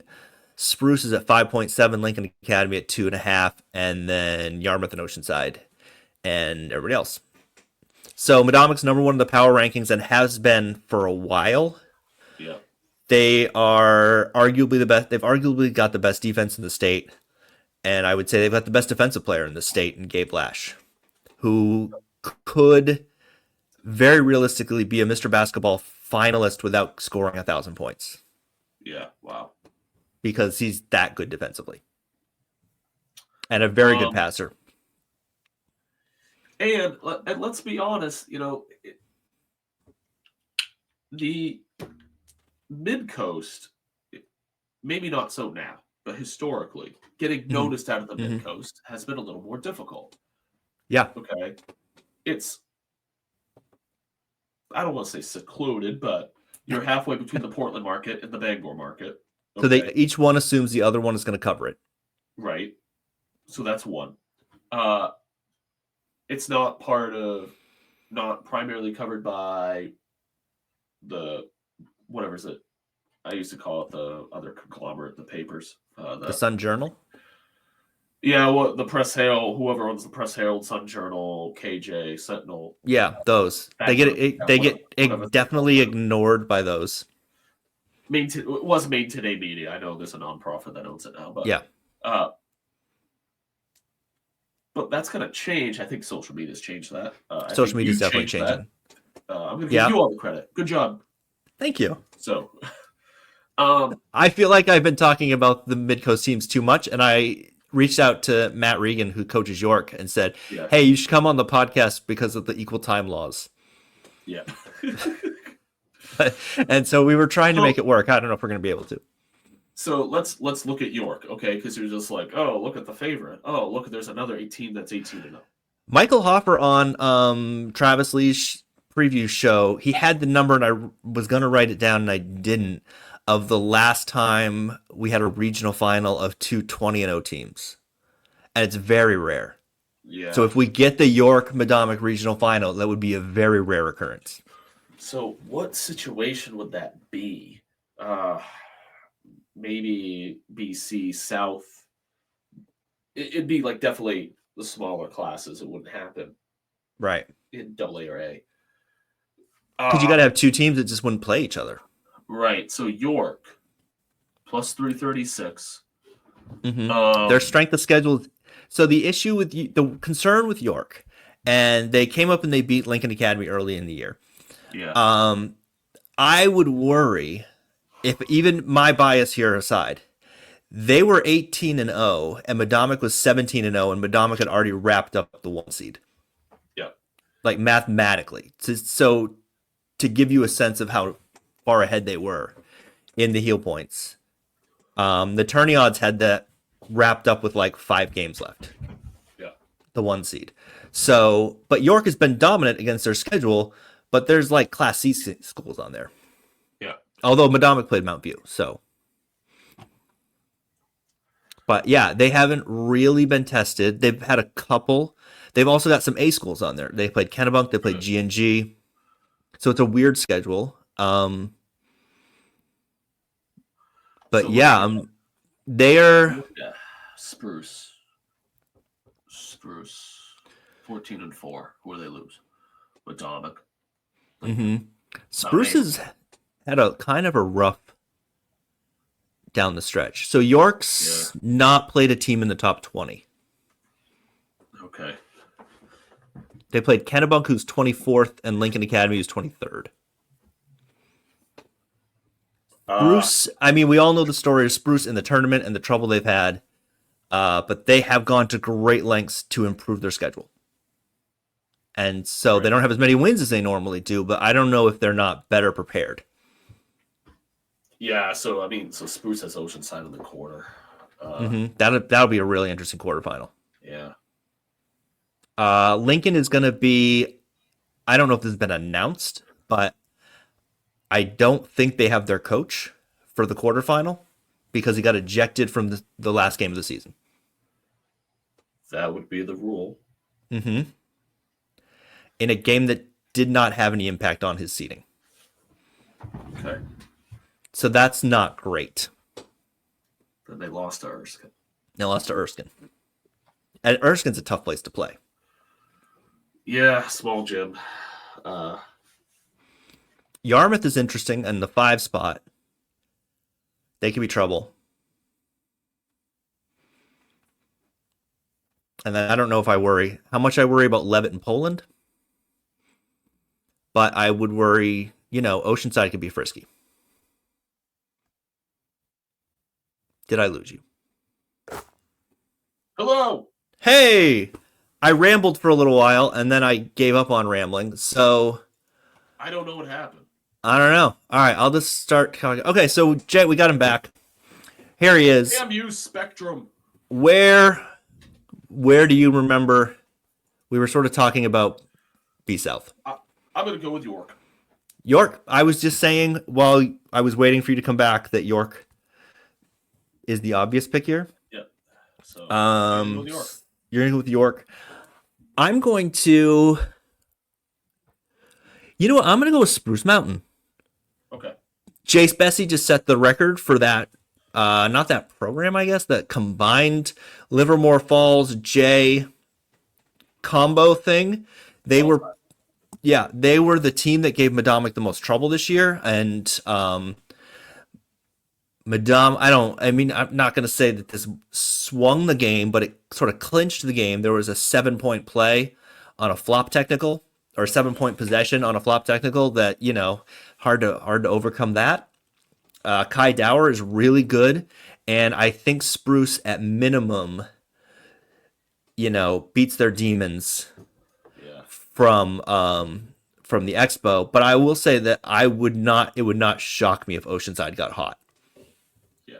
They're the sort of team that could get hot. And I saw them on Friday. They had a quick start against Hamden. Okay, it was like 14-3 or something like that, without their varsity and JV coach. Yep. For all that drama, which I'm just not touching that. Did you want to touch that? Did you hear anything? No. Okay. I'll tell you later. No. So it's some crazy stuff. The freshman coach who did coach all 3 games, and Troy Smith was on the bench. Okay. Yep. He brought the second bus up there. As far as I'm concerned, coach of the year. Really? Okay? Just you had to coach 3 games in a day. I'll take it. Yeah, that's a lot. And I think the sub varsity split. or something like that. That some varsity games were good too. So Yeah. And so you saw Zeb Foster, he's terrific. He can yes, carry a team. yes. So 99 surprised me, but hey, guess what? Look at that schedule. That's a tough schedule. Yeah. All right, so Speaking of A North, we're moving on to A North. The favorite in A uh, North is Messalonsky at 37.7%. Hamden is at 15.3%. Then Brewer back in the tournament, 20.1%. Coney at just under 10. Camden Hills at just under 10. so I can't pick Hamden. You can't pick Hamden I can't pick Hamden, which is too bad because again, because it's an interesting pick. Bartlett. Yeah. Yep. I mean, they've been good down the stretch. They've been very good down this. So let's just look at this Hamden team. 7 of the last 8. Yeah, lost by 10 at home to Camden Hills, but Nolan Ames. Mm-hmm. You know, Hamden will admit times they struggle to score the basketball. I think they average. Russ was saying I think they average out. They give up about 44 points a game, which is, as far as I'm concerned, Russ, you've been giving up 44 points a game for the past 22 years. Yeah, right. So that always seems to be the magic number. And even come tournament time, I think I was looking through because I was punching in scores for the tournament history. Look at the Messalonsky game in the regional final last year, 44-43. So, yeah.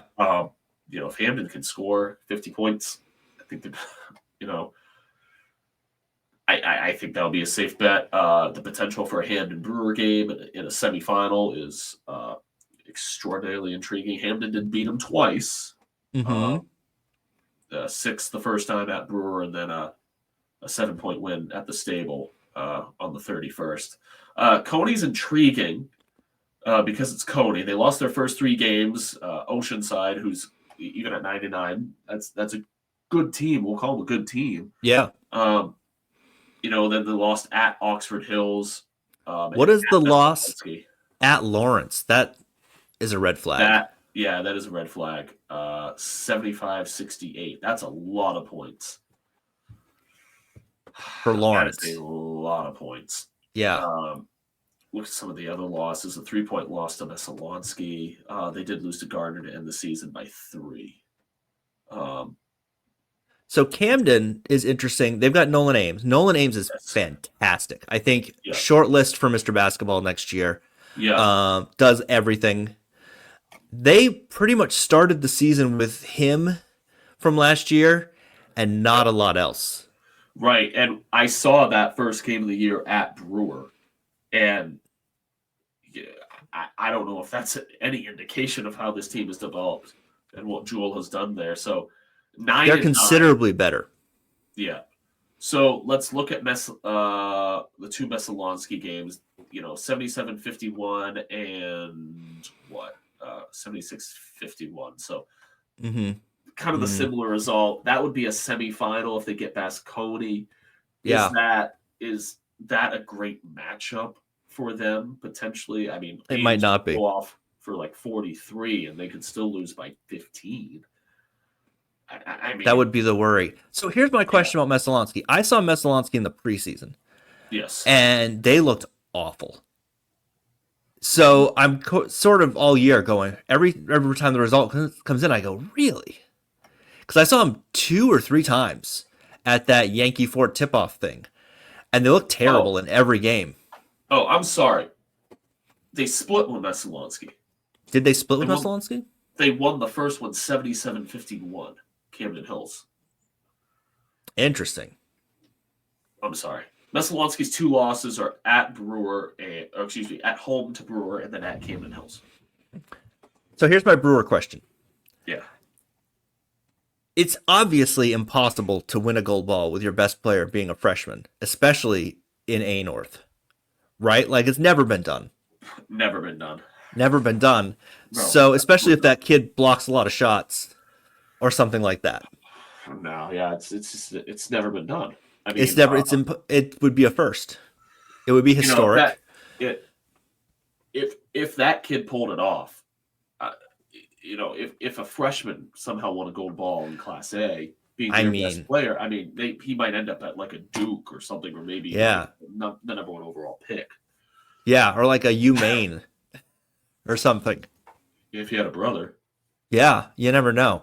Um, So I will say this about Brewer. okay, I Um, haven't seen him. I picked him in the wins draft, right. So 14-4 last year, a lot of close losses. or 4-14. Yeah, yeah. So and that was Carl Parker's first year with them. So this is a senior laden team. You can talk about Higgins all you want. This is a Mm-hmm. senior laden team that has different options, scoring options that step up on any given night. Stephen Youngs, Owen Fullerton, uh, players like that. Okay, So, by the nature of our ticket schedule, I see them quite a bit. So, and it's usually always someone different leading, scoring, whether it's which Higgins. is what I like to see in a tournament team. Yes. That's what I like about Madomic's chances. Is it's always Right. somebody else scoring the ball. All of these sophomores were the 9 through 13 on the roster of that team 2 years ago. Okay. Mm-hmm. They know that environment, that first game, and Mount Blue's a tough draw in that first round. Yeah, they've been a big surprise this year, I think. Yeah. So I think it's going to take time for them to settle in. That's the 4:00 game on. That's the first game on Saturday. I don't like getting the first game. Yeah. So, again, because I can't pick Hamden, Right. I will pick those Brewer Witches. I like it. And it's just a matter of who steps up. I hate the cliche. It's hard to beat a team 3 times. Because sometimes it's not. No, yeah. No. Maybe in the NFL, but a 6-point loss and a 7-point loss to Hamden, if they were to meet in the semifinal, we'll see. I think if Brewer can get that game in the 50s, we'll see what happens. But I've seen Brewer probably 6-7 times now. I've seen Hamden only once. It was funny. I was telling Russ last week. It's like a tick to game 18. I finally get to see your team play this year. Like that just doesn't happen. So it was nice. It was nice to see that. Yeah. I again, Hamden hasn't, take COVID out of it in the 2 years and AA out of it. right. Hamden's won a lot of games on that floor over the past 20 years. Yeah. That institutional knowledge. And I will say, if we are picking a Cinderella, okay, and even though I'm not eligible to pick a Cinderella, Bartlett's never lost a regional final. Interesting. So if he gets there. Yep. So I'm going to do... because 5, 6, 12, 13, 14, 15, 18, 20, 24. 9-0. 9-0. I'm going to do a pick that covers 2 of our things that have been themes here. The best player in the region, and I think Nolan Ames is the best player in the region. Fair. And already beat the favorite. Yeah. So I think, and I'm not sure what happened in the second game, but I've seen Camden a couple times, and they've gotten better each time I've seen them. Yeah. Because they've had that big roster turnover. Ames is, if you can get a chance to see them, Ames is legitimately good. Plays both sides of the ball, blocks shots, gets to balls you wouldn't think he would get to, gets shots off you wouldn't think he would get off. They've got some shooters around him. They hung with Madomic for a while on senior night. I could see them making that run. Yeah. So I'm going to go with them. And yeah, wouldn't it be crazy if Mount Blue did it though? That would be fun. Who are the losses to? Mesalonsky twice, Coney, Hamden, Edward Little. Yeah. Brewer. Hmm. Not bad. Not bad. This is, I mean, A North is always a great region. Yeah, that Wednesday night semifinal session might be the best of the week. The problem this year, so by and large, the Bangor schedule is now basically mirroring the Augusta schedule. Now, Bangor is still having split girls and boys games in a session for the quarterfinals. Yep. Which I like, just because we could potentially just be playing the same day. But like they've adjusted the D games as well, where the D boys are going to go Wednesday morning, D girls are going to go Thursday morning, and then the B semi is going to be Wednesday, and the C semi is going to be Thursday. I think they did that because B boys at 10 o'clock in the morning. Not a great idea. It's the D games are going to draw whenever you do them. Okay, you may say, yeah, they're going to draw the short end of the stick scheduling wise, but considering their travel and they make the whole week out of it, those D games always draw well, at least in the north, and they don't draw well in the south. No, because Vinyl Haven's got to get on the ferry. It's a whole thing. Yeah. But what I'm saying is the B boys and A boys semis are the same times this year, so. It also makes a programming decision. Right. Oh, for you. All right, let's move on to A South. For Churchill, but just along for the ride. All right, A South boys, you got Noble at 47.3%, Falmouth at 43.3%, and then Greeley at 2%, Kennebunk at 2.8%, Brunswick at 1.8%, and so on. And I'm going to throw a twist at you. Co-favorites. These are clearly These are clearly co-favorites. So that is what? 89? That's 90% for one of those two teams to win it. Yeah. Because the obvious pick would this be then Falmouth. I'm upset you said that because I had everything all planned out for my argument. For Falmouth? And I'm going to give it to you anyway. Falmouth's really, really good. No, it's very simple. Halligan, next. Well, my counter to that is last year when they got knocked out as the 2 seed, when everyone was going, hey, do you think he'll get his 600th win in a tournament game? That'd be pretty cool. Yeah. I've seen Falmouth this year, and I just want to say Davis Mann is, like old man basketball moves where you're like not the most athletic guy on the floor, but you're herky jerky, and you got the 5 hesitation moves, and you just get the shot off, and then this punk kid is like, I don't know how I didn't block that shot. He's got a little bit of that, but with athleticism. And it's a lot of fun to watch. And he was giving Wyndham fits. Did he play football? Maybe coming off a state title in football, which is that's a great story. Yeah.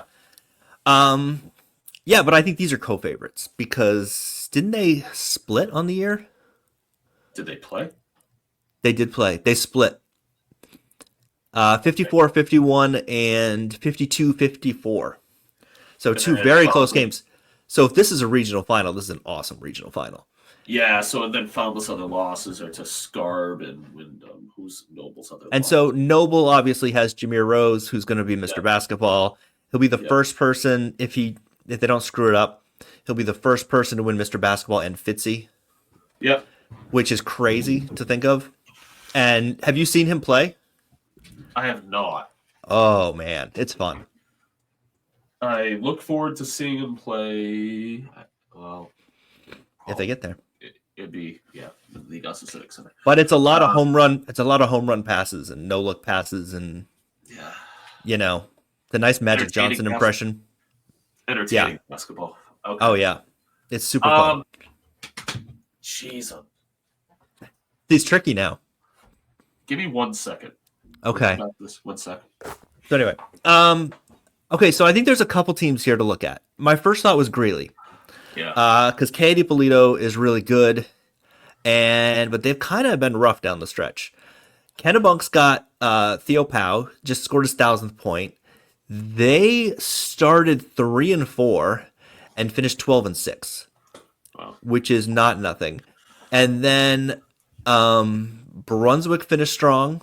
They lost that 6 in a row in the middle of the year and then recovered. And Grey New Gloucester has been really interesting. They started 2-10 and then won 5 of their last 6 behind Johnny Patton Nude, if I'm saying that correctly, who many people think was snubbed from the Mr. Basketball semifinalist list because of that darn Northern Maine bias. No. So I think those are your candidates. Maybe Biddeford. You want to get feisty? Maybe Freiburg. Did I mention Brunswick already? Yeah, they lost 6 in a row. I think I'm gonna go with Grey New Gloucester. Yeah. Because they lost a lot. And then I look at a team that lost a lot, except for their leading scorer from last year, from the tournament at least. Went 2-10. You're figuring it out. It's a coach in his second year. You're replacing a lot of what they did. And then, they might have figured it out.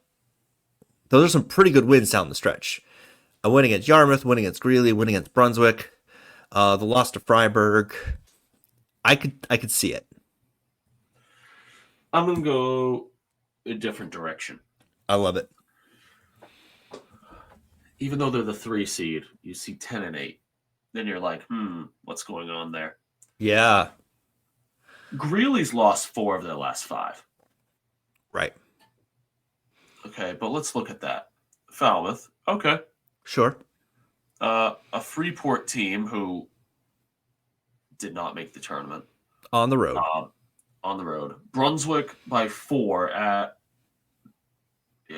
Brunswick. They lost to GNG by 13, and then they come back and they beat a Yarmouth team that's a 5 seed. Something in B South. Yes, they're the 5. Yeah. Yeah. Because Oceanside dropped to 6. The intriguing result here, and I don't know why they played, is a 2-point loss at Messalonskee. Oh, that is interesting. That's one of those ones where you go, how did that get on the schedule? Yeah. Like Wiscasset and Morse. I know. Yeah. The winner gets Woolwich.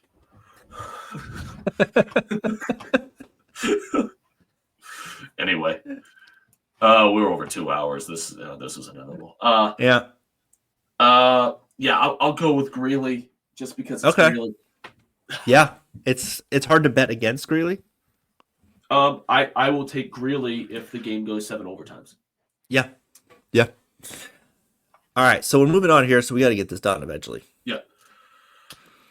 Let's go to AA North. Cheverus is your favorite at 61%. Then Wyndham, the defending champs, at 28%. Portland at 5%. Edward Little at 3.7%. And then Lewiston. And so forth and so on. So Cheverus has been a surprise, I think. I thought they'd be good. I didn't think they'd be the 1 seed. Right. Leo McNabb is the defending AA Player of the Year. I think if I had to put money on the Mr. Basketball finalists, I would say it's him, Jameer Rose, and Gabe Lash. If I had to bet on it, I could see 4 or 5 guys getting in there, but that's how I feel now. Wyndham, of course, defending champs, Crady Dixon, kind of struggled down the stretch, lost 3 straight, which makes me wonder if there's injury issues there. Yeah, it's out of my quote-unquote coverage area, so... Their game, I went to their game at Falmouth, which was a classic. Yeah. It was awesome. They're a lot of fun to watch. 75-72. Wow. Yeah. Awesome. Yeah. The runs, and it was, they had a shot to tie at the buzzer, and I think everyone in the building thought this thing's going overtime. It had that feel. Yeah, I mean, and with the story, um, yeah, with Wyndham, you know, last year, and then I'm bad with names. Pat Moody. Yep, the Pat Moody Yeah, story. story. I just think it's kind of almost a story of destiny in a way. Mm-hmm. Uh, they did split with Chevrolet. That was a big game. Yeah, it was right after The Christmas. one, yeah, the one I think the Yeah, Wyndham one that I almost went to and didn't for some reason. yeah, I think. Uh, And they did give me a anyway, shirt. yeah, I love free stuff.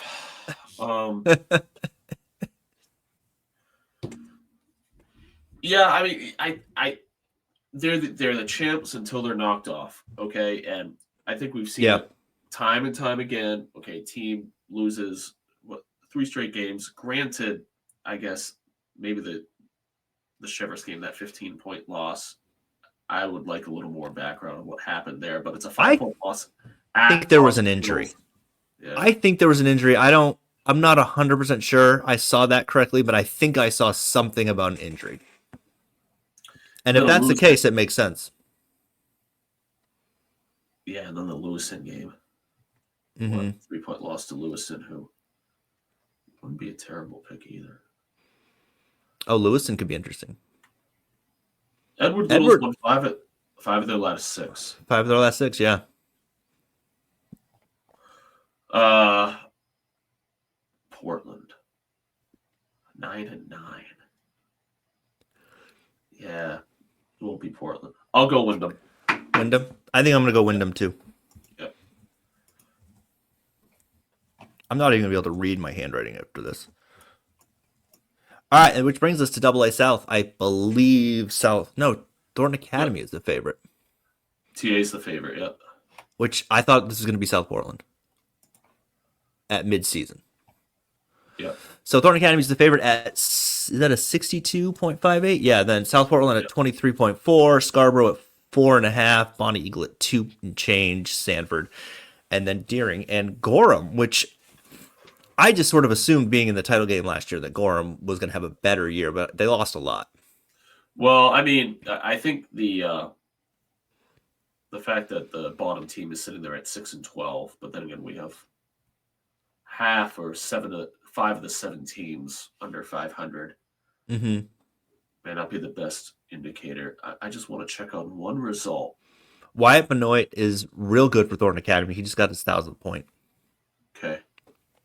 Manny Hidalgo is fantastic for South Portland.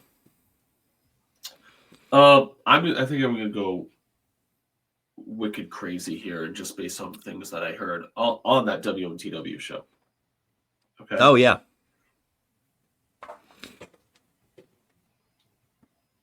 Deering with the athleticism. Interesting. Just They beat Chevrolet. They beat Chevrolet. That was a great finish.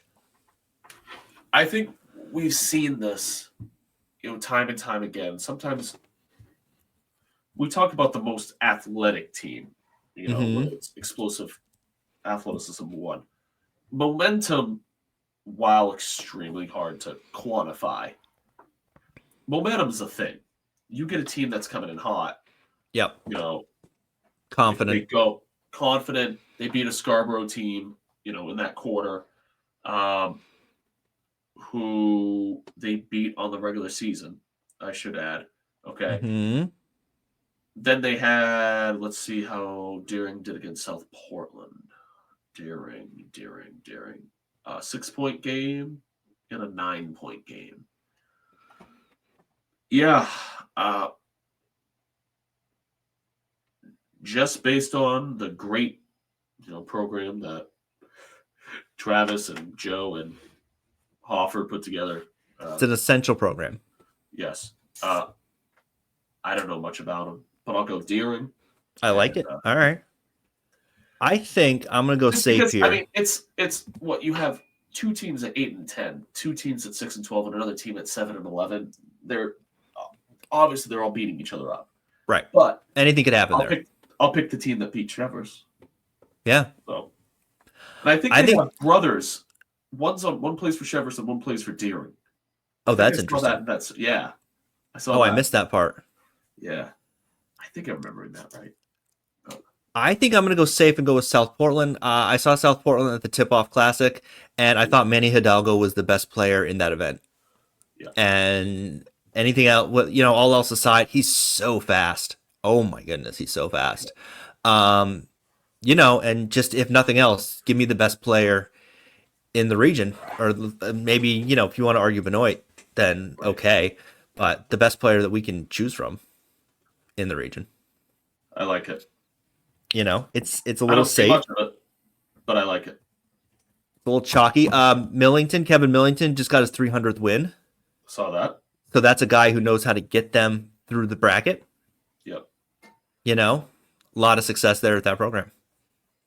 I don't know how I feel about the uniforms with the interlocked SP. You know, Is it I'm just not a there? I'm not a big fan of that. I think it should say South Portland and not just the SP. But that's me. That's a design thing. I don't think it Oh, impacts how they play. so Lee Academy used to have the interlocking LA as Mm-hmm. their like It's just just a similar to thing. that. I think you put that on the shorts. Yeah, they also used to wear gray at Hmm. home, but then they No, I don't changed like the that either. rule. But then I guess sometimes they don't enforce the rule because I think the Gorham girls wore gray all the time. Yeah, they wear a lot of gray. Penobscot Valley girls, their home uniforms are gray, which Yeah, I I don't like it. It's hard to just read the numbers. it's wrong. Yeah.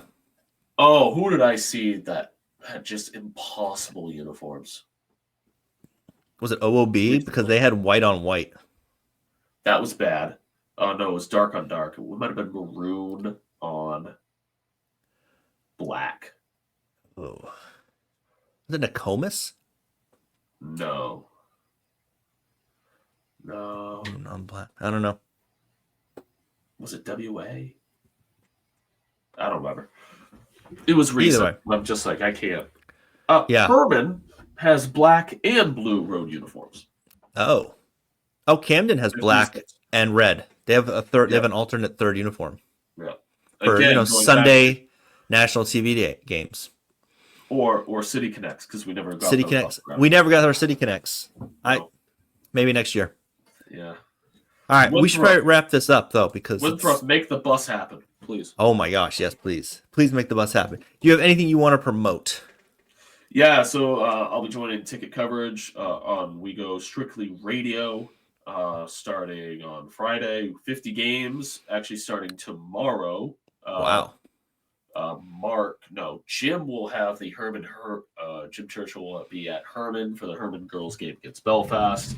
And then the Herman boys game will also be on radio on Wednesday. We will do ticket TV for two prelims. I will be on the production side for John Babson WA, and then the ticket TV team will be at Mackenzie on Wednesday night for Foxcroft at Old Town. Obviously, I'm more preoccupied on the other side of the gym.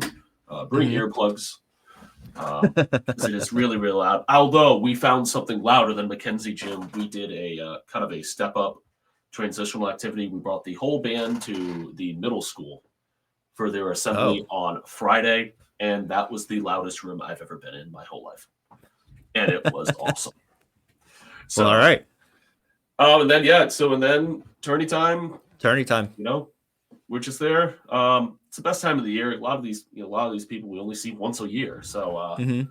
it's definitely a community, whether it be media, coaches, or just the school communities in general. So be friendly, be good neighbors. We're all trying to do the same job because it's all about the kids and give the kids the opportunity because other states don't have anything like this. It's Yeah. insane. Don't get yourself ejected. Maybe. Yeah, that You that know. seems like a really, really great option. And let's hope it only snows between at convenient hours, like Yeah. between let's say 7 a.m. and 6 p.m. on Sunday. Yeah, that'd be great. I mean, we got lucky last year where we didn't lose anything, I don't think. Yep. So I don't know. We might get hammered. Yep. Let's hope not. So All right. And I will probably see you at an event at one of the sites, probably for a state game at least. Definitely states. I can't imagine. I think you're probably purely Expo. I might be purely Expo. There's stuff in flux where I might be bouncing around a little bit, but Yeah, think I'm mostly Expo. yeah. I don't know if I'm supposed to say anything yet Okay. about that. So yeah, and usually I get to Augusta. Um, I know I'm definitely Augusta Saturday afternoon, so I'll go with Jim and Ernie down there for the A games. But the rest of the way, it really depends on OT's still playing opposite the A games. That's the only time we get down there. Right. But the rest of the schedule kind of mirrors. So also, quick plug, and it's kind of unfortunate that it happens on Saturday. The Maine men host Vermont on Saturday at the Pit. Oh, Yeah, I know. It just happens to be on quarterfinal Saturday. They're 8-2 in conference. yeah. They are extraordinarily solid. Defensively, just phenomenal. Chris Markwood. I mean, that whole program kind of takes his personality and just steady. But yeah, they have the three other top four teams in America East are all at home over the next, or will all come to Orno over the next 2.5 weeks. Unfortunately, That's great timing. yeah, but because you just don't get the bandwidth, the media attention with that. Oh, yeah. And it's also UNH hockey weekend too, so Oh, jeez.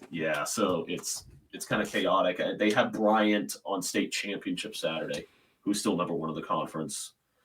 So maybe they'll get their moment on March 4th, last game of the regular season, when Lowell comes to town. So, that I've seen them. I get to see them a lot, but I've seen them 3 times over the past week and a half, and they're fun to watch. So that's going to be a story that we can hopefully follow a little bit more once this whole thing wraps up. Cool. And I'll be running around doing newsletters and videos and all sorts of nonsense. Yeah, so this will come out once you maybe tomorrow. Maybe it depends on. Well, it's getting kind of late. It might come out the next day. Yeah, the brackets will be embedded in the story in the newsletter or the link to the brackets tomorrow. Yeah, correct? Tomorrow. Yeah, I still got to write that. I mean, there's nothing to write. There's one game, and I already wrote yesterday's, which was or today's, which was about everything. So I was just gonna basically go. Yeah, here's the lines for the prelims. So game of the day and all that. All right, this has been great. Thank you. All right, thanks for doing this. I'm gonna read you out here. This has been a production of MaineBasketballRankings.com, your source for the most comprehensive coverage of Maine high school basketball from Ashland to York and everywhere in between. This podcast is available wherever you listen to podcasts and a bunch of places you don't. If you enjoy it, please leave a nice review. Say something nice about Jay, because it really does help out with the algorithms. Tell your friends. Tell your enemies. Thanks for listening.